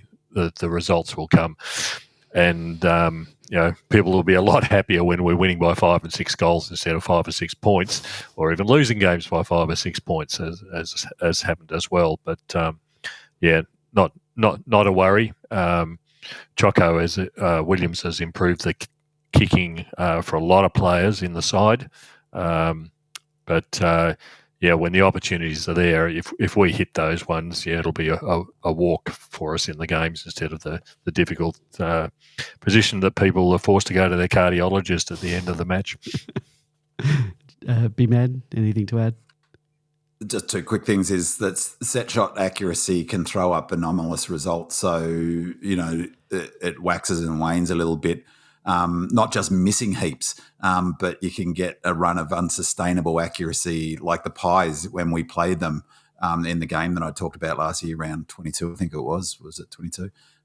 They kicked the first 7 goals was 7 straight. They kicked 7 goals before they put a point on us. Now, that's an anomalous result. It's a sort of similar match where like this. But the point I'd make is round 1 to 10, our set shot accuracy was 57%. In the last 3 games, it's fallen to 31%. Now, for me, that's a function of fatigue. Partly the cumulative fatigue that we've talked about from the season. This is AFL wide. It drops off at this time of year. If you look at the accuracy, AFL wide, it drops off. And so I think there's a cumulative fatigue running smack bang into loading. I've no doubt we've started our loading phase, and fatigue exacerbates finds any hole in technique. Fatigue will exacerbate any poor technique, which is why it's so important, George, isn't it, that you have good technique, because even, pressure does the same thing. And that's why it was, all of those years of practice, JVR on his technique came to fruition when he just had to kick that goal, and that ball, I was right behind it. That never, ever looked like missing. And it's all built on good technique. So for me, it's anomaly related to you get them, up and down in weeks. But, I think it's fatigue related, and as Goody said, not a concern. Where am I? Doug Reamer says, B-Man, we must have started loading before the Fremantle game. We are kicking for goal like a fatigue side. Well, you just answered that, but this goes on. Gorn even said on SEN last week we have a unique bye and instead have 3 10-day breaks that he thinks will take advantage of to launch into the back end of the year. Harp and D says in round 13, 2022, the 10-2 Demons played the 7-5 Pies, who ran over the top of us. Bimman's analysis of that fixture is that that was to be expected, as we were loading and more heavily than Collingwood due to our 10-0 start, and so therefore it was predictable that would happen. Do you therefore think that we should temper our excitement over this win? Do you think it is more of a routine win than a statement win, given Collingwood were probably loading more heavily than us around the bye, given our 7-4 start versus their 11-1 start? Was plenty of talk from Goody and other inside the walls that we were targeting this match, and probably more so than Collingwood. Or is a lid off, and should I be booking my flights back from London for the granny? So, B-Man, there are a lot of people who don't like the L word. What's your take on perhaps the mythical L period that you've theorised about, particularly in relation to this match? Well, I'll lean into it this week. On Harpen's question, I agree.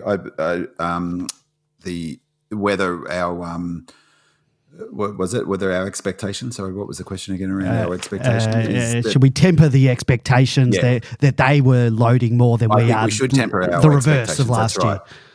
Absolutely, and I have little doubt, as I said before, that exactly for that reason that was raised just then, 11-2, you can afford to do it. I think that we have started loading, is my guess, is that those 9-day breaks, as what Selwyn said, caused a real problem last year. And unfortunately, we've got exactly the same this year. So we've got the 9-day break into this Pies game. They would have had to get a fair block of training in. My feeling is that they started the week into Freo, maybe not. Maybe that's a cumulative fatigue, but they definitely 100% started after the Blues game, and I suspect in the lead up to the Blues game. So I'm thinking the lead up to the Blues game, they've gone hard because as I said before, Kev Martin made clear, he's been to all of the training sessions pretty much this year. He said, bar none, that was the hardest he's seen them running, not, doing sprints, doing, the whole team running till they were exhausted. That's the Tuesday. That's the week before this game. So that's not a normal. That's clearly a additional aerobic load.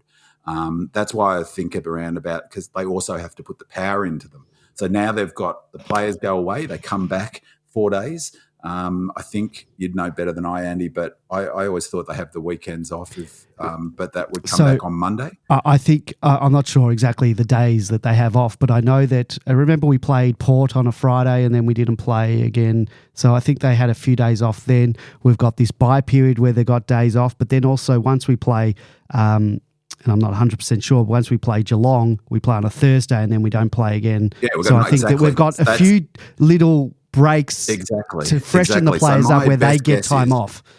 Exactly. My best guess is they've got to do from what Selwyn said, because he's the one who mentioned 12 to 15, but my best guess from a number of data points, not just from that, from research and, as I said, a number of different points, is they have to do about a 3-week period of additional power and aerobic work in this period to be a Ferrari come finals. But the 9-day breaks causes a problem. So I suspect what they've had to do is exactly what Max Gorn was alluding to, is to split that 3 weeks up into blocks. And then, of course, individual players have got their own programs. So a really good example was, how noticeable was it that how much extra run Hibbo had in that last quarter? Of all players, one of the oldest players on the list. And he had a week off. He had a week off. He was the only player running away from opponents in that last quarter. He's our oldest player on our list, I think, Hibbo, isn't he? Or our second oldest player on our list. He's up there. That right there is the example of how you can maximise performance. So you imagine the whole team being fresh like Hibbo, then you've got and also the opposition, then you've got a much more ballistic game of footy. And again, I keep saying, go back to the rounds 1 and watch the Collingwood Geelong game, watch the Melbourne Swans game.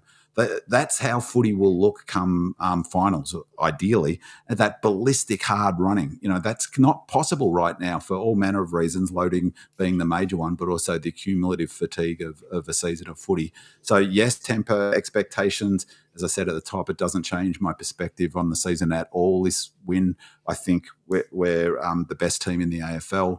And I think we'll win the flag, which of course doesn't mean that we necessarily will. I just think we're the most likely team to, because we're the best team. And so it'll be fascinating. I think we'll struggle against the Cats, because I think that there's no other option to go hard into that. And then what round's the Cats game? That's 14. That's 14. It's round 15 for game 14. And so hopefully we're looking at peak freshness around the Alice Spring game, which would correspond with the round 17 Brisbane Lions game last year, where we came out and completely blew them away on the MCG. But yeah, we'll see. But definitely the real positive, though, if let's say you agree with my assessment, the real positive is that means that we were also under fatigue and pressure in this game. So we weren't looking like a Ferrari. We were a V8 playing the V8. So a lot more in the tank for the Ds. We've got a lot more room to be a lot more ballistic, a lot better running, a lot more power. And that all comes back to the tactic. For what we saw, tactically in this game, we'll be able to take that forward tactically, because it's, pressure and block up the corridor, don't get to the outside. Pies haven't got that luxury. They've got to find a different way to get around it. We can just play the same game but faster, if that makes sense. Just one more thing there, Ben, man. In Goody's post-match interview, he basically said, we're going to give the boys 4 days off and then we're reloading. So that might have just meant reloading, like you reload a gun, but reloading. So implying it's second lot, or at least the second lot. Well, look, I know that reloading has to, unless he's talking about last season. Look, as I said, over this that 6-week block, there's been opportunities to let the players have some time off and refresh, and I'm sure they're still doing their programs on their own, but at least they're coming back fresh, having a bit of a break. The other observation was it's already started. It's definitely after the game, both Clayton Oliver and James Jordan were out on in the middle of the ground running around. Yeah, well, that's getting load into them, even though Jordan had played half a game of football. But he would have then done just whatever. Yep. If they have to get 12 kilometres, he would have run 6 kilometres or something. And that's what Selwyn spoke about in his interview, is what the GPS numbers are. It's getting them up there again. So, we're definitely, as of the finish of that last game, we're definitely reloading. Yeah. And just on that point, I think that's a really important point, George, because I've heard a number of commentators, footy people, media people talk about, well, Melbourne or Collingwood might take the opportunity now to rest players. Rest players is 1980s, 1990s, maybe early 2000s. They're not rested, they're managed, because Selwyn Griffith made the point that even the AFL players playing in the VFL have to do additional running to get up to the AFL level load. So Hibbo, he wasn't resting. He was still would have been doing his power, still would have been doing whatever else. He just wasn't having to worry about getting smacked in the head playing a game of footy and then recovering from it. So that's why the clubs use the language of they're managing or players. They're not resting them. No one gets rested. No one's sitting on the couch eating a pizza. No one's sitting on the couch. Exactly. They're still doing their runs or whatever numbers that the GPS say they've got to get to and their power. Just one final thing on the break. Viney's really relaxing into himself, and he's always cracked me up because he's not really much of a giver in interviews, but I'd love for you to interview him, Andy, actually. But I saw him interviewed, and he was asked about the break, and he said, it was post-match, and they asked him, how long have you got off? I think Sarah Jones, who's terrific, by the way, Sarah Jones is absolutely fantastic, and the only one pushing back on the stupid comments by the panellists around her about our scoring that Bo mentioned. But asked him about the break, and he had a funny expression. He said 4 days, but it was like, come on, this is not enough. That was the look on his face, was 4 days is nothing. Like 4 days isn't a break. Yeah. Oh My D says, how good was Hunter's bump on Hoskin Elliott in the first quarter? Thought it typified our desire to wrest back momentum in the game and set the tone for what was a physical encounter with the Pies. Peter Hennig says, just watching the replay, and that hit on Hoskin Elliott by Hunter in the first quarter was magnificent. You can see the moment the air gushed out of his body. And I would say it was a little bit of his soul as well. It was just bloody fantastic by Hunter. Epitomises his hardness, which hasn't let up by Dew since his unjust suspension, in my humble opinion. What a pickup for us for what was it, George? A future third rounder. Oh, it's very little at the end of the day, but and the Bulldogs paying some of that salary too, I believe. Yeah, and he's exactly what we needed. In terms of trade targets. We had a big gaping hole on that opposite wing, and his foot delivery is just magnificent. A few people expect him to be doing, 100% the disposal efficiency, but he is consistently accurate with him and gets the ball away like Salem does in really tight contested situations where other people, it would be simply impossible for them to do. And tough, we saw. Tough. We need a bit of mongrel. And tough. And I wrote on Demonland during a couple of days ago that I don't know whether I watched him play at the Dogs with my red and blue glasses on. Probably. I always thought he was a good player, but I never realised how tough he is. Like he's a seriously old school, tough footballer who goes looking for the contest. I said to you at the Hawthorn game, there were a few times when a Hawthorn player, young player, would give it off. He made sure he gave them a good but fair. But just let them know you got that possession, but you had to earn it. Yeah, and I mean, all of that irritating sort of when he was at the Dogs, I suddenly don't mind it so much when he's running around in the red and blue.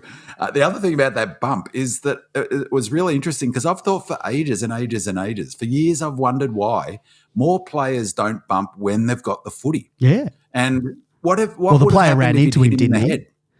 Well, the player ran into him. Because at first it looked like he had, but it was just a brilliant hip and shoulder. It just, like you said, it just took the wind out of him, and he was sucking air for a minute and a half. What would have happened in that circumstance if he'd hit him in the head? He had the footy.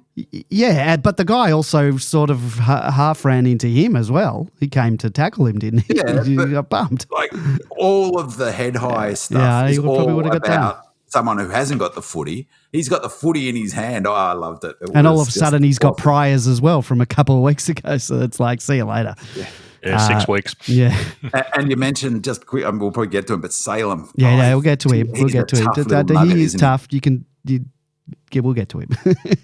What says, did anyone feel like the crowd was underreported at 83,000 people? It felt bigger to that from my spot in the lower bowl of AFL members. ABC Radio were all estimating somewhere between 88 and 95,000.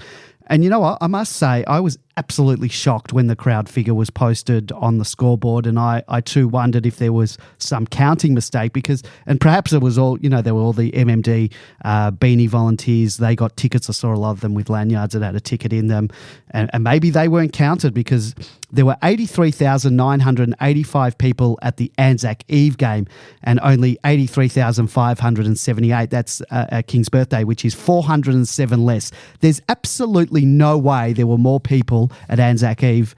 Simply no way. There had to have been an accounting error. I'm convinced. Do either of you thought there were more there than there was reported?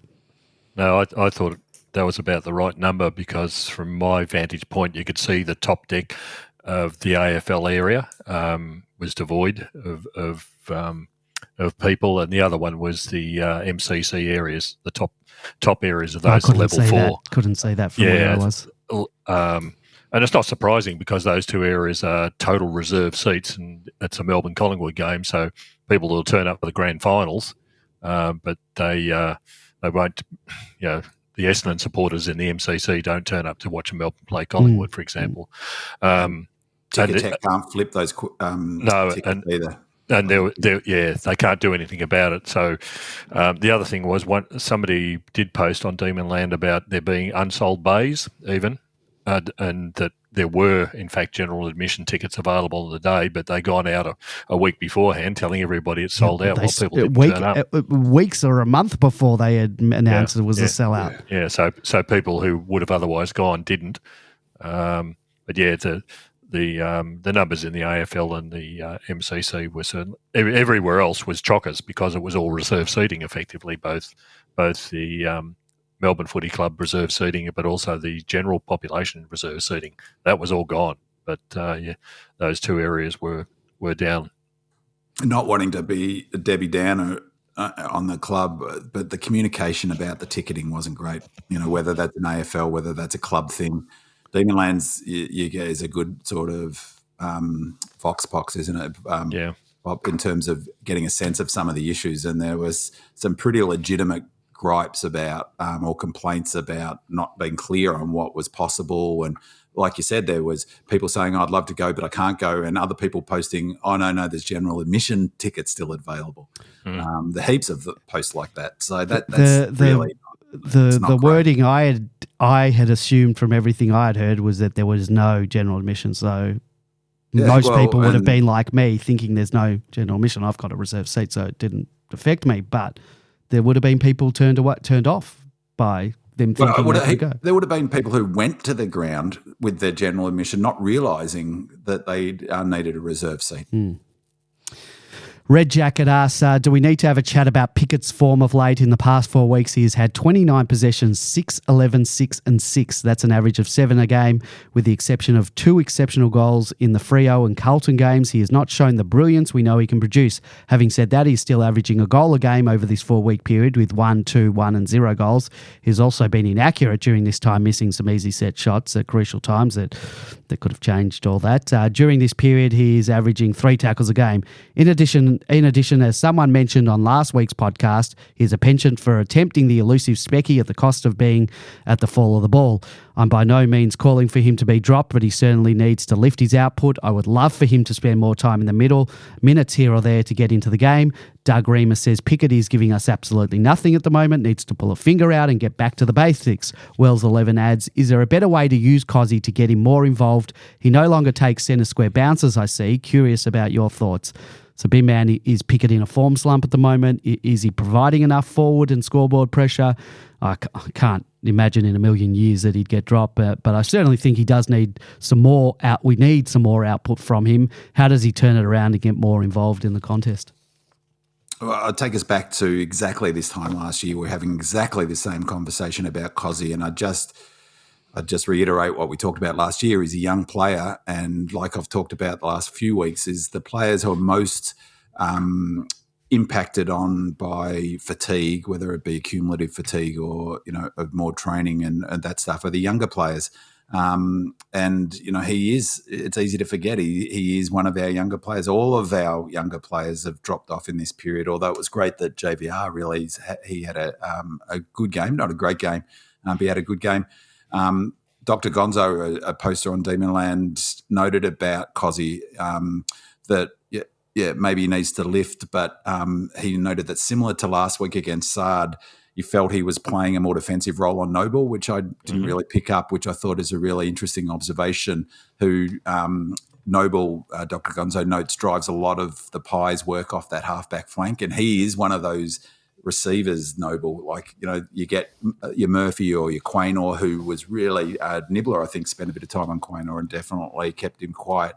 They feed off to the Nobles. That's what you were saying before, George, and if you can stop that, and Cozzy stopped that. So that's a bit what George was talking about before around our strategy, is to stop the receiver, to sweat on the receiver, let the ball go to the receiver, and he kept Noble right down. So I think that's a really good point from Dr. Gonzo. The other point he makes is that Cozzy's the number one in the competition for tackles inside 50. So he's still doing some, a fair bit right. And the point I made at the top, he was our fourth ranked individual pressure player. So number one was, as I noted, surprising to me at least, was 74 points pressure rating for track. Viney was second, 65. Nibbler, my favourite player, I yelled out at a particular moment in the match when Nibbler went to work.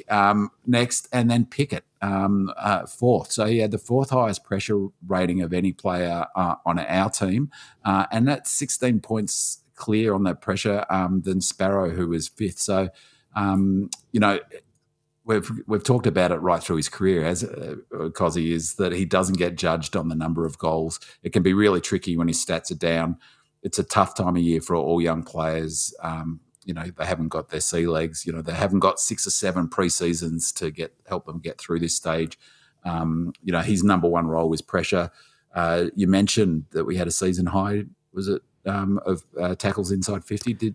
17 to 4, 17. Yep. Yeah, I'm not sure how many Cozzy laid, but as I said, he's number one in the AFL for tackles inside 50. So, yes, I take the point that,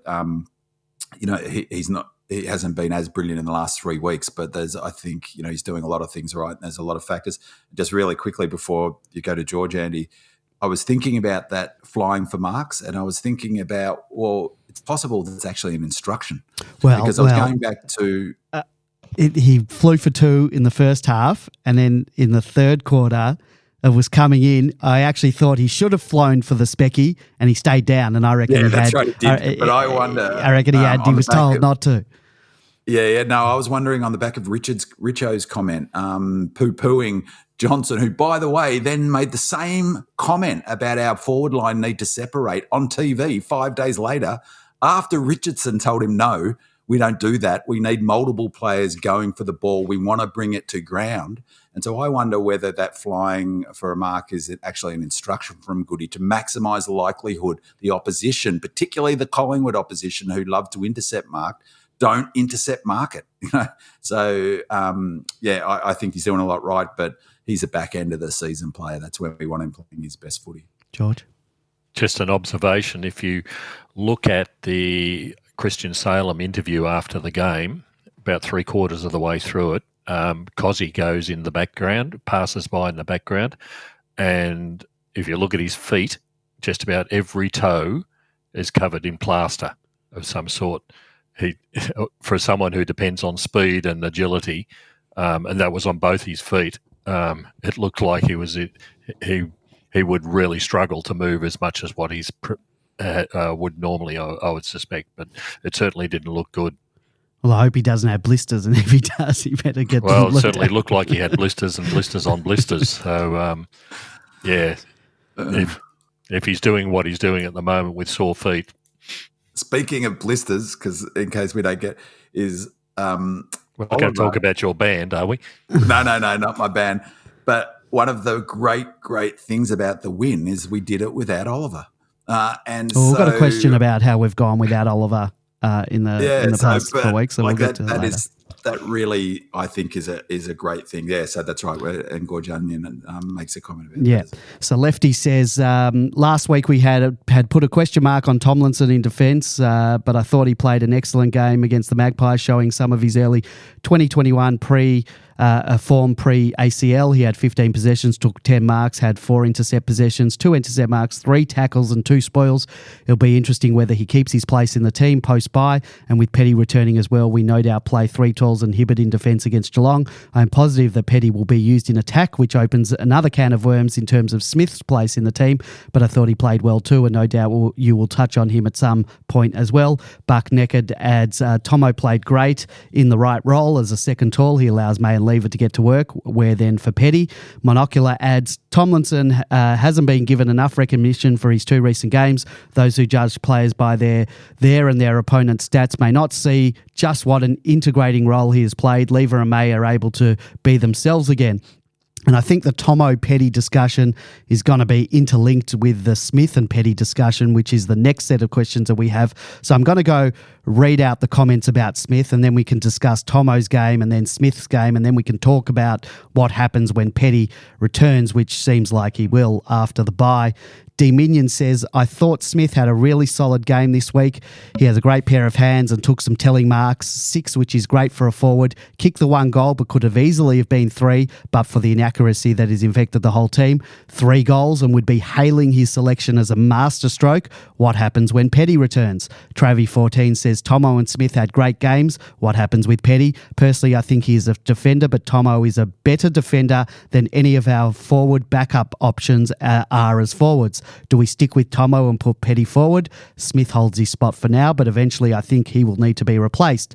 GS77 says, with Tomo and Smith playing so well, what are your thoughts on what to do with Petty when he returns, presumably immediately post-bye? I prefer him down back, and with Smith offering a point of difference forward, perhaps we can put the Petty forward to experiment to bed. Well, I don't think that's going to happen. Nudge says, Smith's competitive streak, clear, strong defensive skills, chasing, contest work and good hands pose an interesting quandary with Petty likely to resume at the Cattery. What do we do with the forward line that now has 1 too many options? Do we include Petty, keep Smith and leave out Spargo or Chin? Do we drop Smith, something after the weekend I would be against? Or do we send Petty back, drop Tomo? Unlikely given excellent form of Tomo on Monday and that Petty and /JVR felt like the right mix with Gawn and Grundy resting up forward. Or do we somehow drop JVR? Absolutely impossible given his competitive spirit for contest, ability to bring the ball to ground and good finishing and the fact that he is our future and looks closer to breaking out to a certified gun each week. Doug Reamer says Smith got a few shots at goal and by God his closing speed to apply pressure is underrated. I hope he gets a few more games to see if he can get some confidence in his goal kicking. Can Petty and Smith play in the same forward line? Now, we've got a couple of voicemailers. The first one's from an anonymous person, and yeah, you can use a name. You don't have to use your real name if you don't want to. Yes, so here we go. One sec. Boys, left a question before, but it was absolute hogwash, so I thought I'd call back and try and straighten it up a little bit. Just wanted to thank you all for just the positivity of your podcast each week. I tend to be a default to a bit of a negative mindset when we lose a couple and we look a bit off, but you guys always seem to be very, very positive. I had a question about what you guys think the best lineup of the team is. Smith and Tomlinson, maligned by many, but have actually been pretty good over the last few weeks, and big selection dilemma coming up with Petty, Bowie, Oliver, all available. Just wondering who you think comes out, who you think comes in. Do you think we can get away with continuing having all the smalls up there we have had?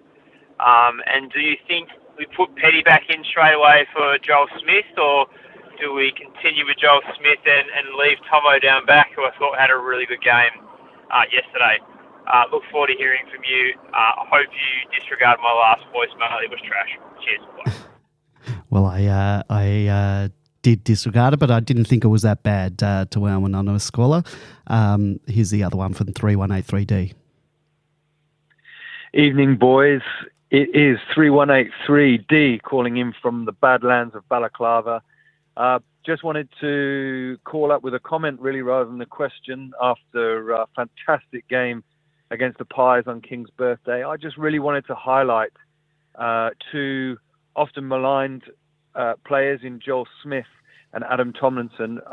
Thought they both had fantastic games, and it's testament to their character that they've come back after really so many sort of near misses of getting a regular start with the team. I thought Smith's forward presence was absolutely fantastic.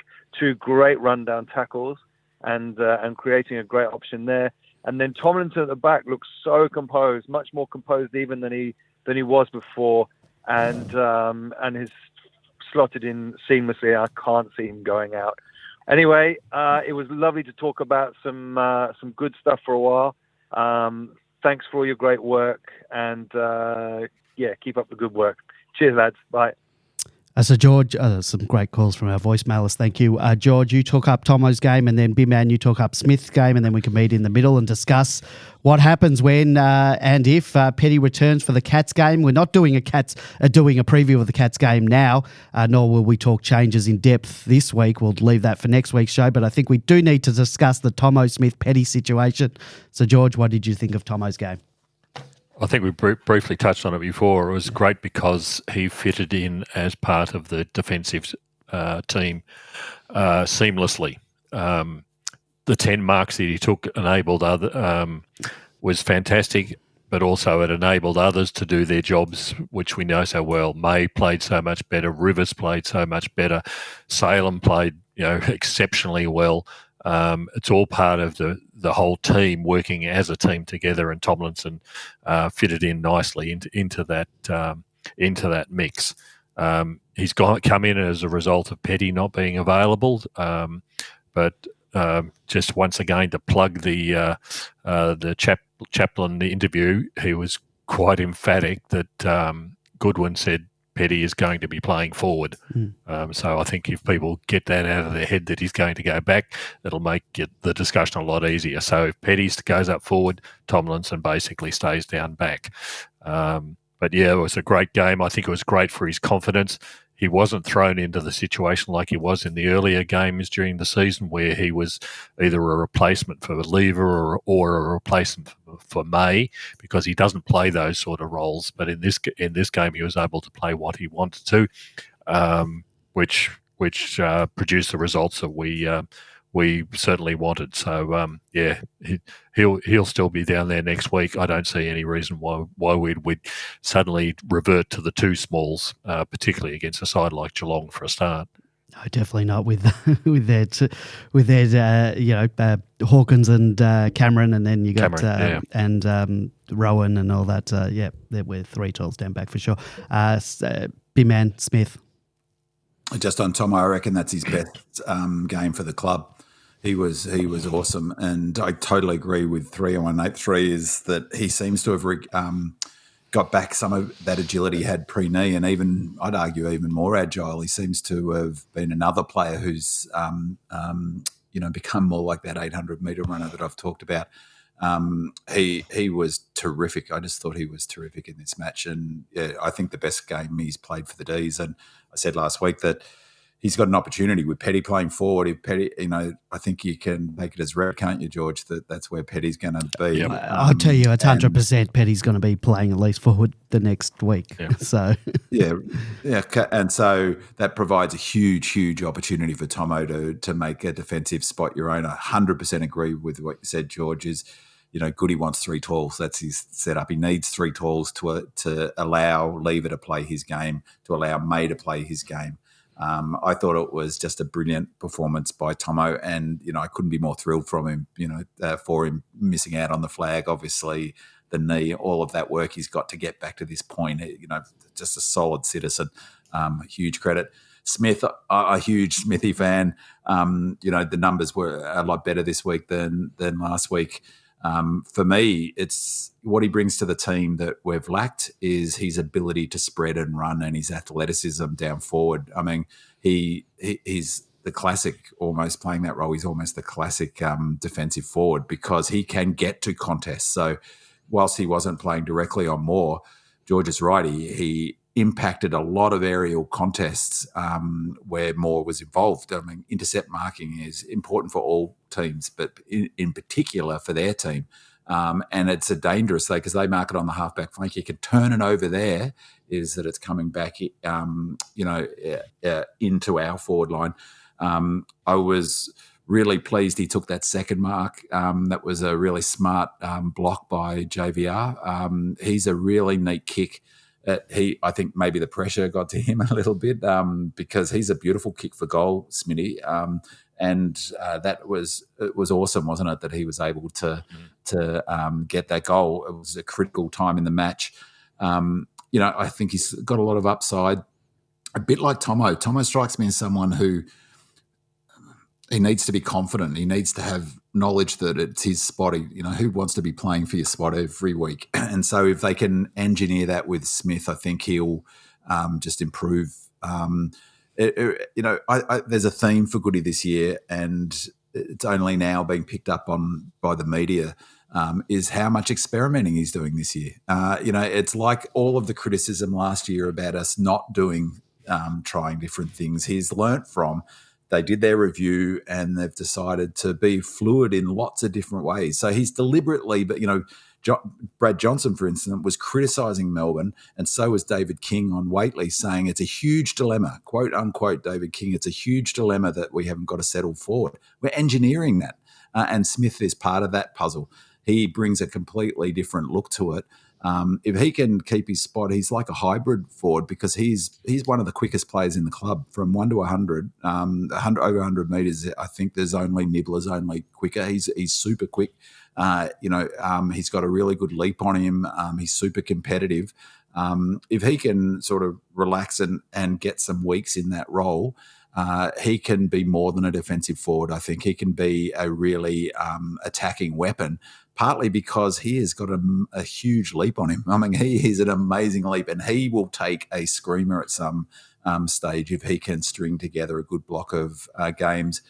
I find it really impossible, the permutations about, well, if Smith plays, who comes out? For me, and for some reason I can't get my head around that, because ultimately there's always someone who's injured or someone who's sick, or if he stays in and Petty comes back in, maybe he takes Smith's spot. I don't know, but maybe Smith stays and someone like Gus goes out. I don't know. Well, I think the easy answer is what we've been saying all along. T-Mac's now out for 6 to 7 weeks, according to the injury report. Ben Brown will play again this season. Exactly. Ben Brown, really, really doubtful.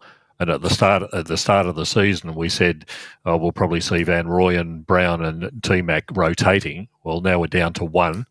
Yeah. I think it's going to be a hard call for a 19-year-old Van Rooyen to be playing 22 games, which is exactly what we said at the start of the season. Yeah. So I wouldn't be surprised to see Smith staying in there. And over the next couple of weeks, perhaps, or even after the GWS games, we might see Van Rooyen actually being given a week off just because he's still 19 and he'll be struggling so that they're ready and in a fit state by the end of the season for the same reason. But I can't see Smith going out because we've got no other options at the moment. I agree with George, and I won't. I know we'll talk about this next week, but I won't be surprised if JVR doesn't play against the Cats for that exact reason. He needs, he may need to chop out. He'll still have to do the running that he would need to do, as I said before. But he's in his second pre-season and he's doing a huge. Think of his. Logan McDonald, for instance, is a year older than JVR and can't string together more than 5 or 6 games. This is a big ask we're asking of a young kid. I mean, someone said on the radio he's 19, and suddenly, oh, yeah, of course he's only 19. It's his second season of AFL footy, and he's our linchpin, isn't he? Yeah. Someone said, name another player in his draft year who's playing full forward. Yeah. Well, name another player who's playing full forward for a second favourite premiership at his age. I mean, really, it's remarkable. So I could absolutely see what you're saying, and I could see, him getting 2 or 3 weeks off, and then Smith is obviously in for that period. What that means for the end of the season, I'll worry about it then. So Deceiving says, in line with some other questions here, I feel experimenting with Smith in what has been traditionally a smalls role might be worthwhile. Could Joel Smith play in Charlie Spargo's role versus Geelong? Monocular echoes this sentiment. If Smith can maintain the form he has shown on King's birthday and maintain his fitness, he could be a key to better forward pressure and retention. Sure, he can play as a tall, but his athleticism, in my opinion, gives us an option to replace a small, especially as our current crop of smalls don't seem to be playing as classical crumbing forwards. I could certainly see JVR, Petty, Smith, Fritter and a couple of smalls, 2 of Cozzy, Chandler and Spargo, without the need for the ruckman to rest regularly deep forward. Both Smith and Fritter play as hybrids, which adds versatility and creates nightmare matchups. So a few people posited this scenario. Could Joel Smith potentially replace one of our small forwards versus Geelong and beyond if JVR stays in and they don't rest him yet? Biman, I don't think so. Yeah. No, I mean, I'll go back to what we talked about at the beginning of the year, that Tom McDonald podcast, talking about the high half forward role that Nibbler and Spargo plays being the hardest role in football. Now, he wasn't talking about it being in the hardest role in football technically because of the skills that they're asked to do. He was talking about it being the hardest role in footy because of the incredible amount of running that those 2 positions have to do. So Spargo is a power athlete who's got an incredible tank. He's also pretty fit, not as good a runner as Nibbler. But I don't think, he's a pretty good athlete, Smith, but I don't think he can play that role. And it goes to a bit of a myth about what that small forward is. Spargo and Nibbler, it's better not to think of them as small forwards, because the language that T-Mac used was the role they call it at the club is high half forward. And as I said, the hardest role in footy because of the sheer amount of work they got to do, because T-Mac was saying that the work is they've got to push up the ground when the opposition, they follow the ball when the opposition win it at our half forward and transition it. They've got to get up there, and when we win it back, they've got to get ahead of the ball in order to be an option up forward. So that's what he would have to do, Smith, if he was playing Spargo's role. Not spending as much time in the forward line as he is now, because he's not really a permanent forward, even though they call him a small half forward. They're playing more up the ground. Just watch how often Nibbler's on the half back flank or in the back pocket. Same deal for Spargo. So no, short answer is no, I don't think he could play Spargo's role. All right, so B-Man, you wanted to give a shout out to the chat room. Oh yeah, I just wanted, there's some great talk in the chat room, and so just give a shout out to the people in there. It's just fallen off the link here on my computer, but DL Fart said 70 million is what he's heard about it was on the TV broadcast. Thanks DL Fart for how much money they've raised, so don't worry about George's calculations, 9 times 2 and all of that. Terence reiterates that over 70 million was referenced a number of times. There's a interesting comment about a reminder, actually, I meant to bring up, is that in the talk about Cozzy, that brilliant kick to Nibbler, that won us the game. That we would not, we're every chance of, who knows what would have happened after that, but that was the match winner. That was the sealer. And I watched Nibbler. He sprinted from not a single player in our team could have done what Nibbler did to get that ball. No one. And Dacos was tracking Nibbler. So Dacos played a fair bit on Nibbler. Sorry, Nibbler must have spent some time on Dacos. Dacos could not go with him. He could not. He completely outran Dacos. But it was such a clever kick by Cozzy, because he didn't go for goal. So often they seem to go for goal and have a 50-50 bet. He kicked it high enough to allow Nibbler. And so very few players would have been able to get that ball. That What Are We Sing made that point, that his kick Cozzy pulled to Nibbler was critical. Travie 14 notes that Cozzy's also number 1 in tackles for inside 50, and his defensive numbers are brilliant. Nudge talks about Hoyne being fantastic around the statistical analysis, and that that he'd also noted our accuracy would drop off, which it has. and that he calls him the best analyst in the game, Daniel Hoyne, and his theory came to fruition this week that he's been saying our game is on point with his metrics that he puts a lot of stock in. That's Daniel Hoyne from Champion Data, and believes we're primed for September, as are the Pies, so it's going to be red hot, and let's hope we play them. It's just been on the Fight MMD website. They've raised for Fight MMD, not necessarily the big freeze, 69.3 million in their time. So I think I'm right in saying that the big freeze games have raised 22 million, the 19 million prior to this year, and the 2.5 that we've just put into it. Yep. Spirit of we got Singer. Says, can we please give Jack Viney the credit that he so richly deserves? His heart and soul is at the bottom of every pack, throws his weight around, is a monster tackler, can extract the ball and get the clearances, just pure guts and determination. His blind term was just sublime. He was simply immense in this match and often flies under the Petrarca/Oliver radar. We are so blessed to have him, and this midfield surely is amongst one of the best in the modern era. We now just need to add some more silverware to the cabinet to ensure that their names are etched into immortality. Spirit of Norm Smith adds, Jack Viney, wow, he's a star. 32 possessions, 19 contested, 11 tackles, 1 goal. We're lucky to have him on board. Courage, strength, desire to win the footy. His tackles and pressure were immense. His work in tight to win the footy, spin through a tackle and deliver to JVR was elite footy. Great game. And you missed a couple of stats there. Add the 9 clearances, 7 score involvements and 5 inside 50s. He was game high in possessions, contested possessions, clearances, score involvements, and equal game high in tackles. Just an immense bull. And yes, he does fly under the Oliver Petrarca radar. George? Yeah, what more can you possibly say?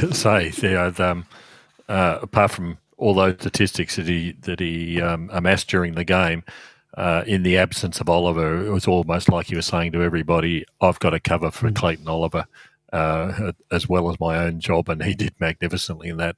The one that really got me was the very last clearance in the game with 30 seconds to go, and if Collingwood have got that ball out, might have been a very different result. This but Jack podcast would be it'd be a lot shorter for a start. A post-mortem, I think. Yeah.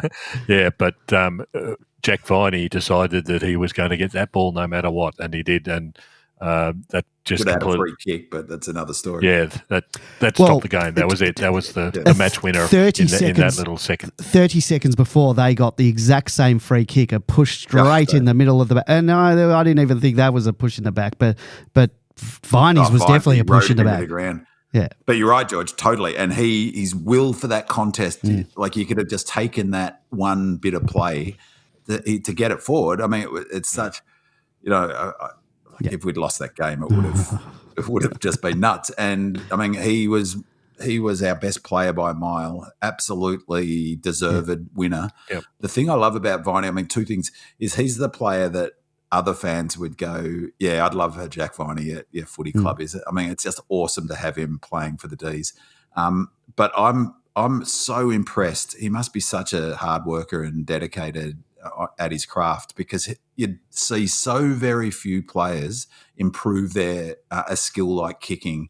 This kicking's really good, because it used to be a bit dodgy, a bit iffy. Well, it's I think an important factor, and it's a real big shout out to the Melbourne Football Club medical and physio and the whole, because this was his first season he's been able to train all pre-season in footy boots, is my understanding. Very first time. He didn't miss a session, and so he was able to train in footy. Previous years, he's training till mid-Feb in runners to protect his feet. So the club deserves a huge amount of credit for the amount of work. I mean, he's had some horrible issues with his feet. It's easy to forget. Plantar fascia, a whole bunch of different stuff he's had going on. His commitment to rehab must just be next level. But his kicking is just, when was the last time he did one of those really helicopter dump kicks that seemed to, go nowhere. But 2 kicks that stood out, one the spin and then that kick to Van Ruin. The kick from Cozzy and the kick to Van Ruin were the 2 most important kicks of the day. And the third one most important was his goal because he could have handed it off to Nibbler and he probably would have 2 years ago, but he went, nah, I'm kicking this, which was the play.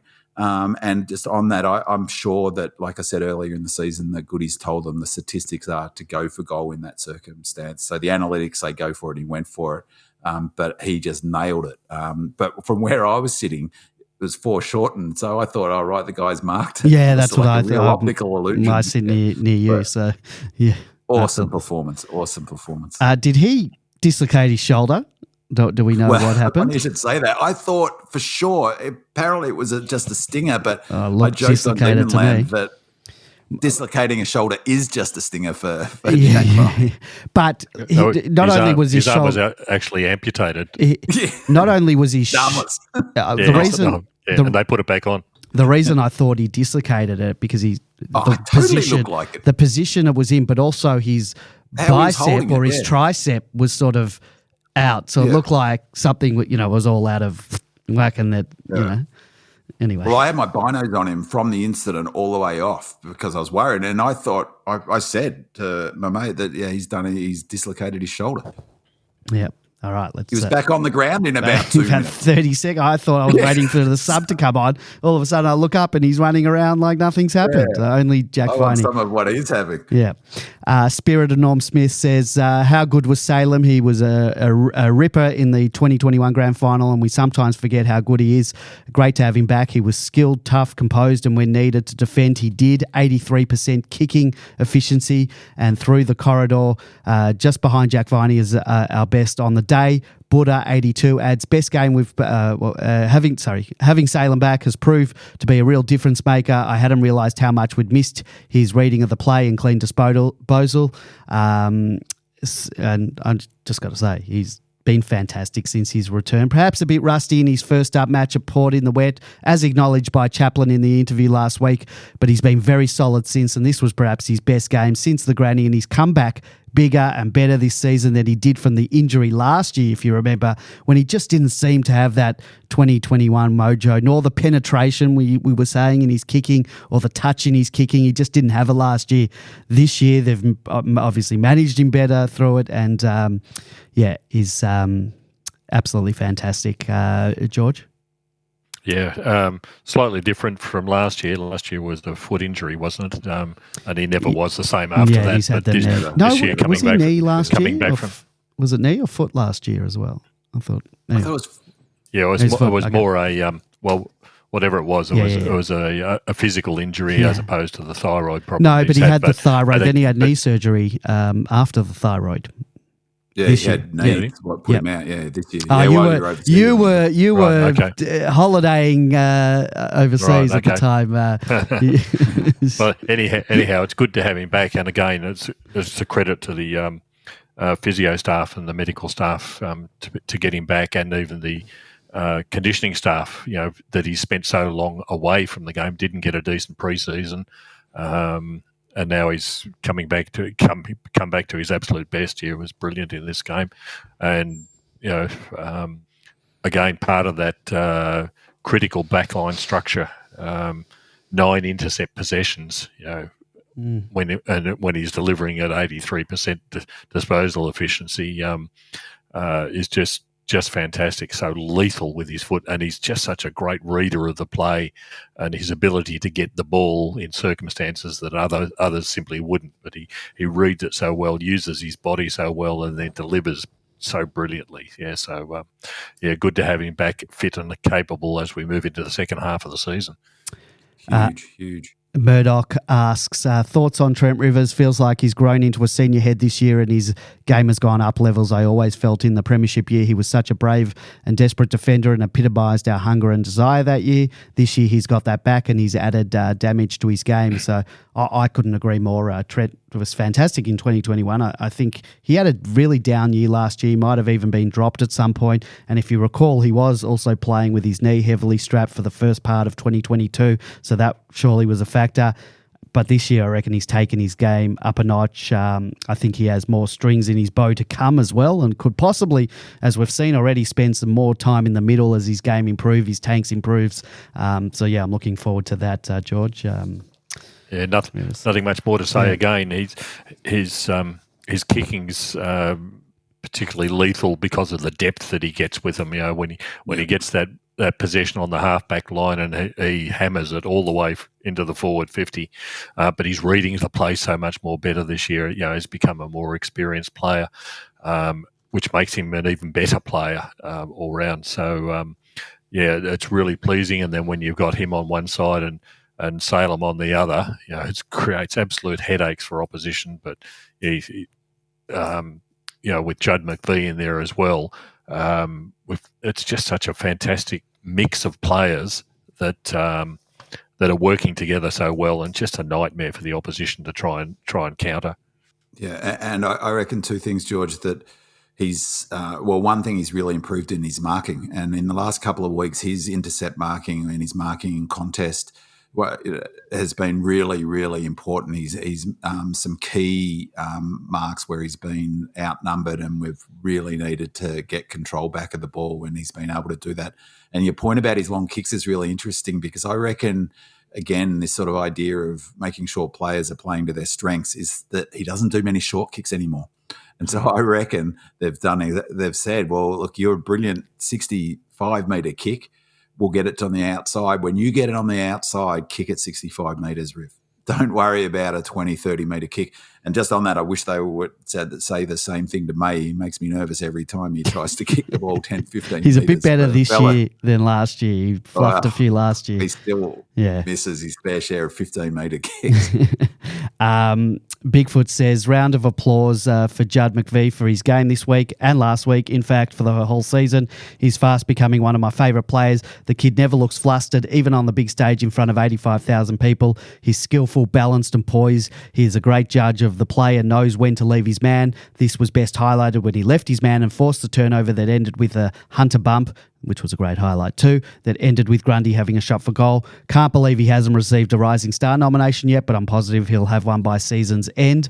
I've got a clip of 3183 is voicemail. He had part of his Tomo Smith voicemail, had some stuff about McVie. I clipped that out and I'll play that now. Also wanted to big up Judd McVie, who just goes from strength to strength.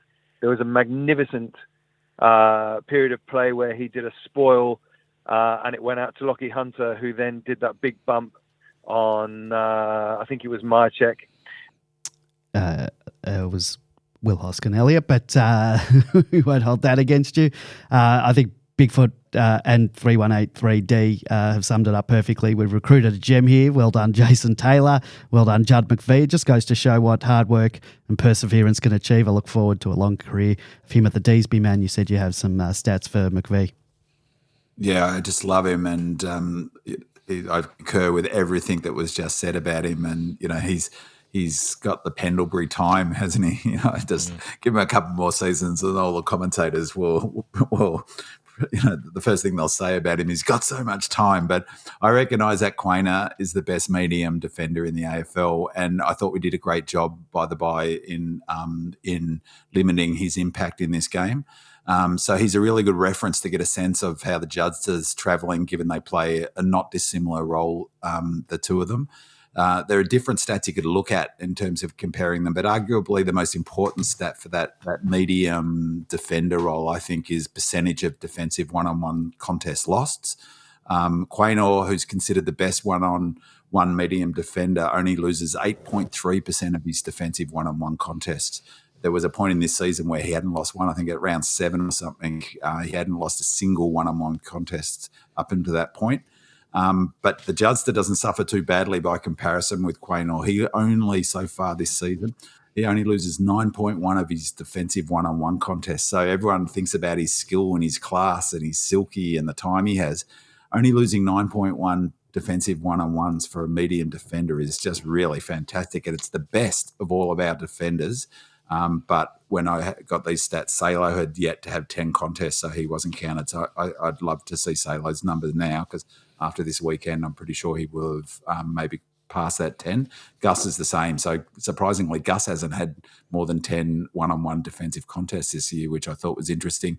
And just as a comparison, so he's got our best number defensive one-on-ones lost, Judd. By way of comparison, May's 21.4%.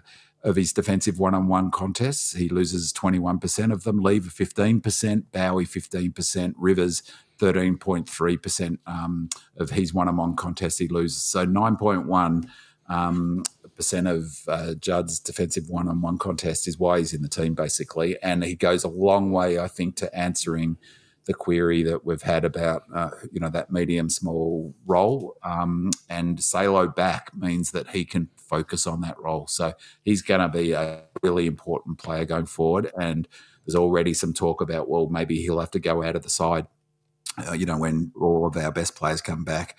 He's not going out of this side, I don't think. It was interesting that he only had 11 disposals, but 7 of those were intercept possessions. It's just off the charts for someone in his role. In that Hunter bump chain of events, when McVie came out of the back line for a start and handballed to Viney, and it was sort of partially intercepted and knocked to ground. What really impressed me was McVie was on the ground and just tapped it enough to get it back to Viney.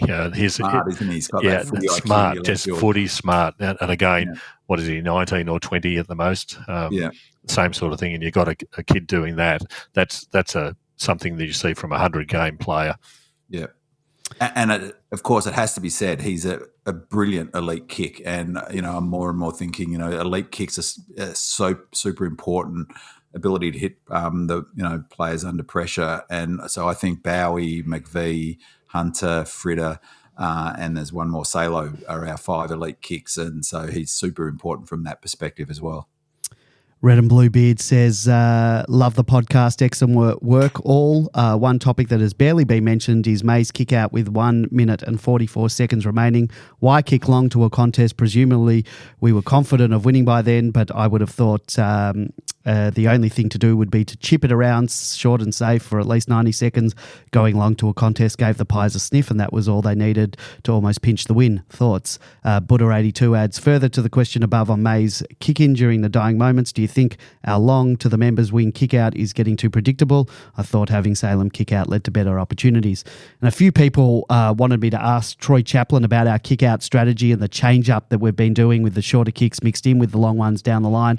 And I've always had mixed feelings about asking current coaches strategy questions such as these, because as much as I'd love to know the answers to those questions, I feel you're probably not going to get them, or perhaps nor should you. I'm not narcissistic enough to think that oppositions are listening to the Demonland podcast, but I just feel funny about asking strategy and IP questions. And as to that particular kick-out, what are your thoughts on it, Big Man? Late in the game, do you go long and safe down the line, or do you risk a closer kick-in that could possibly be intercepted and turned over? But I bet we train for this exact scenario with 1 minute and 40 to go, and that's why May went long down the line. That's probably the call that they do in that situation. I don't know enough. I mean, if there was a free player, maybe, but I think that's the point, is that they would have had a drilled-in strategy, and there's every chance he would have been breaking a team rule. I tend to agree, but he's a terrible kicker of 15 metres. And so if he kicks Salo could have taken it as a target, because he's under pressure and his technique jams up and he misses a player 20 metres away while they kick the goal and win, that doesn't look so great. So it depends. I think it's exactly as you said. They will have trained it a million times, and that's what you do in this circumstance. And probably Goody would have stripped him, paint stripper if he'd broken a key team rule. But I'm guessing that's the team rule. Yeah, you can't kick goals from the wing, but you can if it's still sitting in the forward 50 and being able to be pressured by a team that's on a roll at that particular time. Collingwood got those last 2 goals from stoppage situations close to goal. If it's not close to goal, they don't kick them. And there was a game last year, I can't recall, it wasn't involving Melbourne, but there was a game last year, almost identical circumstance, where they went the short option. It hit the short option, but it wasn't. It was called play on because it wasn't 15 metres. and then all of a sudden all hell breaks loose and they coughed up a goal. I forget the game, but he'd hit the target, but it was deemed play on. And so I think it's what you said, Andy. It's probably the team rule, and this they will have trained these scenarios a bazillion times, or so many times. And he would know that he's the player kicking it out. Otherwise, the team rule would have been give it to Salo, for instance, to take that. And just on that, it's a bit like maybe it takes time for everyone to catch up, but we have been experimenting with our kickouts. Probably only a third of them now go to that point that everyone was complaining about last year, the half forward, the left side half forward as you're kicking, towards the city end of the G. If we take the mark from the May kick out, then you can maybe chip it around and try and wind down the clock a little bit. Yeah. Well, but it's also a bit like we've talked about. That's the advantage of having a system that's super well drilled. Is everyone knows what happens when the ball gets kicked to a contest, where it's going to go, how to get front and centre, and I would be guessing that the analytics have been done to the nth degree on that, and the analytics say kick as far away from your goal as possible. Like George said, you can't kick it from 70 metres. Hells Bell says, gents, I'd also like you to spend some time on Brayshaw, a few points if you get time to comment on. Firstly, his disposal is overrated. I'd go so far as saying he is a poor handballer. Secondly, his loose marking in the Collingwood forward line at ball ups cost us 2 direct goals, which indicates a lack of focus. Thirdly, he seems to cruise through with very little scrutiny and never at risk at being dropped despite having another just average season. Am I being too harsh and critical? Buddha 82 echoes the question on Brayshaw. Echo the questions on Brayshaw. He does a lot of good things, but also a lot of dumb things. Not sure where he's at currently. Wells 11 chimes in with the Brayshaw dilemma. His mistakes are becoming alarming. I believe he was manning Dacos in the last minute when he got free at the stoppage. Same in the first quarter. Can't remember who it was that waltzed out of the stoppage to goal with Brayshaw nowhere to be seen. He miskicked badly to cough up our first goal as well. I'm a fan of his at heart. He's tough and fit and did plenty of good things throughout, but on ball he can be a liability. So where to play him now with McVie nailing a spot down back and Hunter on the wing? As much as I love Gus, I did notice a lot of the points that Hill, Bells, Buddha and Wells bring up about Gus's game on the weekend. His disposal on occasion in the past few weeks, I think hasn't been great, and it has led to some turnovers. There were a couple occasions this week where his direct opponent at ball ups in our defensive 50 did get loose, and Gus was just standing there. Guys, what are your thoughts, George? I might go to you first, of Gus's form of late. Is it a concern? Is Hell Bells being too harsh and critical? Look, he was brilliant on the wing in our premiership year. He was fantastic in defence last season, taking a lot of intercept marks. This year he's playing that hybrid game in defence with more and more minutes in the middle, particularly in Clary's absence in the past few weeks. But I think he seems a little off this season. What's the best role for Gus? I think he's being a bit harsh. He's such a certainly in that first quarter in that game, he had some horrible errors. That handball. Yeah. That was one of the turnover goals that I mentioned, that handball failed to Brody and right in the middle of the ground. Yeah, when he lost track of Crisp in that first quarter as well, but then he came good. He really slotted back into the system. He was doing exactly what he had to do. When I spoke before about shutting off the corridor, one of the players who was doing the work on the inside, shutting the corridor, is Brayshaw. Yeah. And a lot of directing as well, a lot of structural directing. So he's not involved in the play in those circumstances, but absolutely critical to the overall structures. Look, players have good games and bad games. There's no reason to be replacing him by any stretch, and it's frustrating to watch at times. But plenty of other players have these sort of ups and downs. But I think we get more ups than downs with Brayshaw. We have a voicemail from Nick. I'll play this. Good evening, Demon Landers. My name is Nick, and I have a question for you. My question is in voicemail form because I'm too scared to go onto a live podcast. Now, my question comes with a comment. My comment is that I love the game. It was fantastic to see Collingwood lose and, more importantly, Melbourne win. But my question remains, do we beat does a full-strength Melbourne beat a full-strength Collingwood? And I'm not sure that we do, because Collingwood looked inexperienced. And I'm wondering whether you guys think that our pressure made them look inexperienced, or whether they genuinely just crumbled to the pressure. Yeah, I feel like I didn't explain that one very well. You guys can cancel that bit out. Cheers. Sorry, Nick, I forgot to cancel that bit out. But I don't think you should be worried about calling in. I thought you spoke very well, and that was good. Look, so Collingwood missing DeGoey, Elliott, Sidebottom, Howe, and McStay. I'm not including Ginnivan. Then they managed him, so stuff him. We were missing premiership players: Clayton Oliver, Harrison Petty, Jake Bowie, and James Harms. I guess you can also include Tom McDonald and Ben Brown. Whether they're in our full strength, I don't know. But guys, does a full strength Melbourne beat a full strength Collingwood? B-Man. Well, yes. I mean, in experience, they're not going to get a hell of a lot more experience between now. Here's my tip for the narrative that's going to come up soon. Everyone's been raving about the Pies for too long. Here's some analysis on the Pies' record in big games. If you include our round 22 game against them last season, their 3 final season last season, and Monday's game, they played 5 huge pressure games or finals-like pressure games against real contenders. I'm not counting the Blues last year because they didn't make the finals and they were never contenders. And I'm counting Freo game, but they were gassed in that finals last year, so that shouldn't be counted anyway. They've lost 3 of them.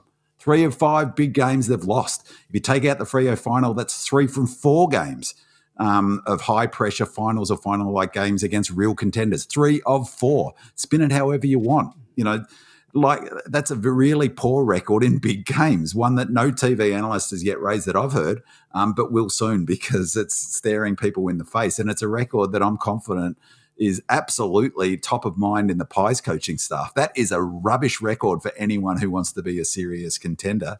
What were the consistent elements in those losses? They couldn't execute under pressure. They coughed up the ball at critical moments, particularly in the Swans and Cats game. It cost them those finals.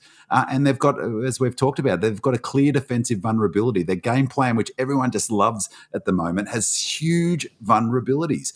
I wouldn't mind some analysis on TV about that. Let's look at their record against top 8 teams this season.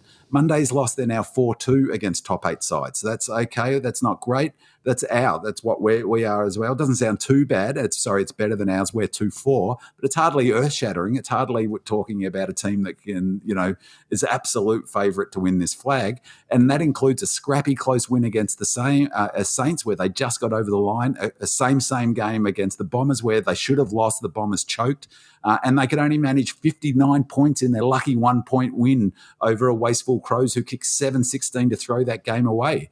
But of more concern for the Pies coaching staff, I would have thought, is their record against contenders this year. And when I talk about contenders, I'm talking about top 4 teams. They are 1-2 in their game, 1-1, lost 2 against Port Lion and the D's. We're also 1-2 as well. So their record is the same as ours against top 4 teams. Given their poor 22 final series, the question people should be asking, not about the D's, can we beat the Pies? What can the Pies seriously do? Are they good enough to beat the best teams? I don't think they are. You won't get that. And as I said last week, they're the most overrated footy team I reckon I can recall for 20 years. Maybe it's since Roos won 11 straight way back when. The question is, can they go to another level? We can. They haven't yet. They've done nothing. They've achieved nothing. They played 3 finals last year and lost 2 of them. So come back to me when they've got some record to boast about, to say that we're not the best team in the AFL. Well, you're not going to get it, because the Brad Johnsons of the world are going to point to this game and say, they were sick. The Dacos boys were sick. Another couple of weeks. COVID. Another couple of weeks, these stats will go, okay, hold on. Actually, they're not that good. They don't beat that many good teams. We beat them. And we've got one of the great things about it is we don't play them again this home and away season. So we've got the wood on them. Now they're in everyone's mind is, maybe Melbourne's got the blueprint. Engorged Onion asks, if you have time, could you discuss around this observation, please? Goodwin is a fine coach, great systems in place, and clearly a forensic and strategic thinker. How the MFC system has stood up without Oliver, I think, has been lost or not considered in overall commentary about how we have played over the last month. Oliver is a significant loss. His output and his thinking and quick hands, but our game is not built around the fated ones in the midfield, as evidenced by the last 3 weeks or so. It is robust enough to withstand the loss of arguably the best player in the midfield in the competition. Big man George, we've been without Oliver since the Port game, and he was probably injured for part of that match. So he's missed the Dockers and Blues games. Was due to return for the King's birthday, but infected blisters set him back. He'll make his return for the Cats game, and we'll discuss that game next week. How do you think we've held up without the champion midfielder in the past 3 matches? George, you want to start? I think the results speak for themselves, don't they? That we're lucky that we also have this chap called Petrarca and a chap named Viney in there as well. We've got the 3 of them are a seriously good midfield team, and in the absence of Oliver, we're obviously not as good as what we are when he's playing, but the other 2 more than compensate and are better than other teams. Even in this game, Petrarca and Viney are better than a Tom Mitchell or a Brandon Maynard sort of combination. That's the advantage. Our level is higher across our 3 players, but putting Oliver in there just takes us to another level. So, it'll be great to have him back. He should be relatively rested, not being banged around for a couple of weeks, having to play midfield. So it'll be very interesting in the second half of the season how he performs. But he's already set the bar so high that it's difficult to be critical in any case. And I reckon it speaks to what I was just saying. It sort of goes to that point that you can take Oliver out and our system will still – we've got better – I totally agree, George. Pound for pound, player for player, we have got a better list. No question in my mind. I think we've also got a better system, and it was proof positive of that on Monday because you took De Goey out of their system, who was critical because he wins balls in the middle. He wins balls in the corridor. So he's super important to how they score because he wins that 50-50 ball in the middle when he wins that ball that Judd McVie hits the ground. De Goey's the player who gets that. Side bottom out, as you talked about before, George, it was huge for them. It shouldn't be you're exposing your system's weaknesses when you lose key players. We lost a key player and our system held up. So it says to me that our system is better and our players are better. So why are Collingwood considered the more likely team to win the flag? Well, the betting odds are tightening up considerably. And ultimately, they'll swing round. I'm pretty confident we'll start the finals favourite to win the flag. The other thing is that in Oliver's absence, we were able to swing Brayshaw back in there and Tom Sparrow as well. And that speaks to our depth. Brayshaw, who's barely played midfield all season, suddenly gets thrown into the middle, and we've got that capability that other teams simply don't have. Yep. And look, we've lost a key forward. We took out a Petty out of our thing, and we're still able to have 26. Yeah, we're still able to have 26 scoring shots. Look, Bowie out of our back line. He's been a key part of it this season and since the premiership year. Now, boys, you're well aware of my MFC SS. I spoke about it at the top of the show, but even my MFC SS isn't as bad as this voicemail that we received from regular voicemailer Noah from Bentley. He brings up a few topics that we've already discussed tonight and we've talked about, but he also brings up a couple more. But I think the main takeaway is that Noah might need to join my MFC SS support group, but even I don't think that I can help Noah. He saw this match in a completely different light to me, even factoring in my at times negative Nelly outlook. So I'll just play this and then I'll have some more comments in a moment. Hi, this is Noah from Bentley. Just wanted to say that was the probably worst win game of the year. Very lacklustre Melbourne performance, but a win is a win and 4 points is 4 points, especially against the Pies. Just a couple of things and points I wanted to make and a couple of questions. Jack Viney, he really was the BOG on the ground for us. He really stood up for us instead of Clayton Oliver doing that. He really showed what he's truly made of. What I was a bit disappointed with was, of course, our kicking. Our kicking was absolutely atrocious. Wanted to know what the boys thought of it, and was it the pressure and the stress that made them kick extremely inaccurate throughout the whole game, where we could have sealed the deal much earlier? Or was it, Mark Williams' bad kicking lessons that made us kick inaccurate? And most importantly, I didn't notice Ed Langdon. I did see Lockie Hunter on the wing, but again, Eddie was missing in action, and I've just noticed it over the last couple of weeks. And I know Goody's not one for dropping people, but out of all the players at the moment, I think Langdon is one that just really isn't cutting the mustard and really helping out. Just wanted to know everyone's opinion, and as always, go D's. Noah, I love your contributions that you make to the show. You regularly call in with your voicemails. I think you're way off with a couple of observations this week. Terrible kicking aside, which granted could have cost us the game.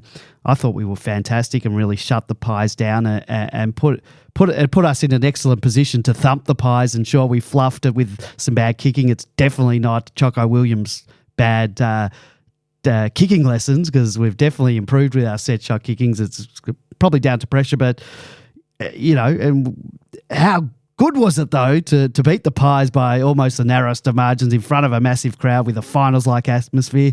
To say it's the worst win and lackluster, that's MFCSS Hall of Fame stuff right there. So welcome to the club, Noah.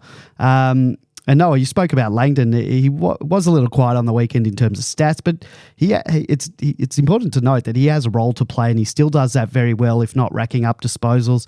Last week against the Blues, he was certainly in our best, and we've spoken in the past about how important both of our wingers are to our structures, and having those genuine wingers with huge tanks and endurance who are able to be defensive and offensive weapons. They're extremely important to the way that we play. Langdon not cutting the mustard, I respectfully disagree. He's not getting dropped, boys. Can't say anymore. Often I'm speechless. But, on Langdon, George has made this point heaps of times, and it's a really good one, is that just one of the brilliant things about bringing Hunter in is it completely messes with the opposition, because you've got to go down one line. You can't swap all the time. And so, do you take which poison do you take? Do you go down Langdon's wing and he wins contests and outruns people, or do you go down Hunter's wing and he smashes into players and, wins footy? In terms of the game, I don't think it's the best we've played. I think the best we've played so far this season is the Swans game, but I think it's the best win we've had, the best home and away win since the 21 season. So massive win, full of heart, full of endeavour. It was a super important victory. I reckon, Noah, you got this one not quite right. Noah, our MFCSS meetings are on Wednesday, although not next week. Next week it's on Tuesday, but then the next week it's on Thursday. Like our podcast, it could be. even if it is a bad win, I'll take that bad win. I take all our bad wins. Bank the 4 points. I'll always bank 4 points. You won't see me returning any 4 points anytime soon. Casey, we've run so long tonight, not quite grand final podcast long, but. So it is the Collingwood team. Well, they would say it's our grand final, so maybe we should do another. Not anymore. We run so we won't do a wrap up of the Casey game. It wasn't that great anyway. You can head on over to demonland.com and check out Casey from Casey's match review to find out how all the Demon listed players fared. Training. The boys have a few well-deserved days off for the bye week, so no training for this week. Changes, we're not going to talk changes this week. We'll leave that for next week's show. The same with the preview. No preview this week. We'll do that next week as well. Mid-season review. So we'll be back next week to bring you our annual mid-season review show. We'll dissect the season to date, what's gone right, what's gone wrong. We'll analyse all of our lines, perhaps discuss some of our biggest threats as we head into the final straight towards finals and beyond. So stay tuned for that bumper show next week. And well, I think we're going to leave it there for tonight. We'll be back next week for our annual mid-season review show, and also a preview of our big match of the category. At this stage, I'm not sure what night we'll be on. I'll discuss with the boys in a minute what it's going to be and how it's going to look. If you want to listen to that show live, please keep an eye on demonland.com. Thank you to our 5-star reviewers, Guts76 Demon and Roaster. Thank you to our voicemailer, the anonymous guy, that please leave us your name next time, or you can make it up if you wish. 3183D, Nick, and the newest member of the MFC SS Club, Noah from Bentley. Thank you to our great caller, Bo. That's how you do a call. Thank you to our Demonland posters who submitted questions and comments. Thank you to Spirit of Norm Smith, Dr. Gonzo, D. Zephyr, D. Nose, Travi14, Phil C., Engorged Onion, Nairobi Demon, Newport 34, Stu, Man DeLorean, Lazy, Doug Reamer, D. Old Fart, Harpen D, Oh My D's, Peter Hennig, Say What, Red Jacket, Lefty, Buck Naked, Monocular, D. Minion, GS77, Nudge, Deceiving, Singer, Buddha, 82, Wells 11, Murdoch 16, Bigfoot, Red and Blue, Beard, and Hell's Bells. Thank you to my co-hosts who are still awake at this time, George and Bim Man. Where this was our mid-season loading show. We're fatigued. I am fatigued. Yeah. I am tired. And thank you to you, our loyal listeners, for sitting through 2 hours and 50 so minutes. So let me know if you made it all the way to the end. Don't forget to leave us a 5-star review and a comment on Apple Podcasts or wherever you get your podcast from, and we'll read them out on next week's show. See you next week. Go Demons. Go Redleggers.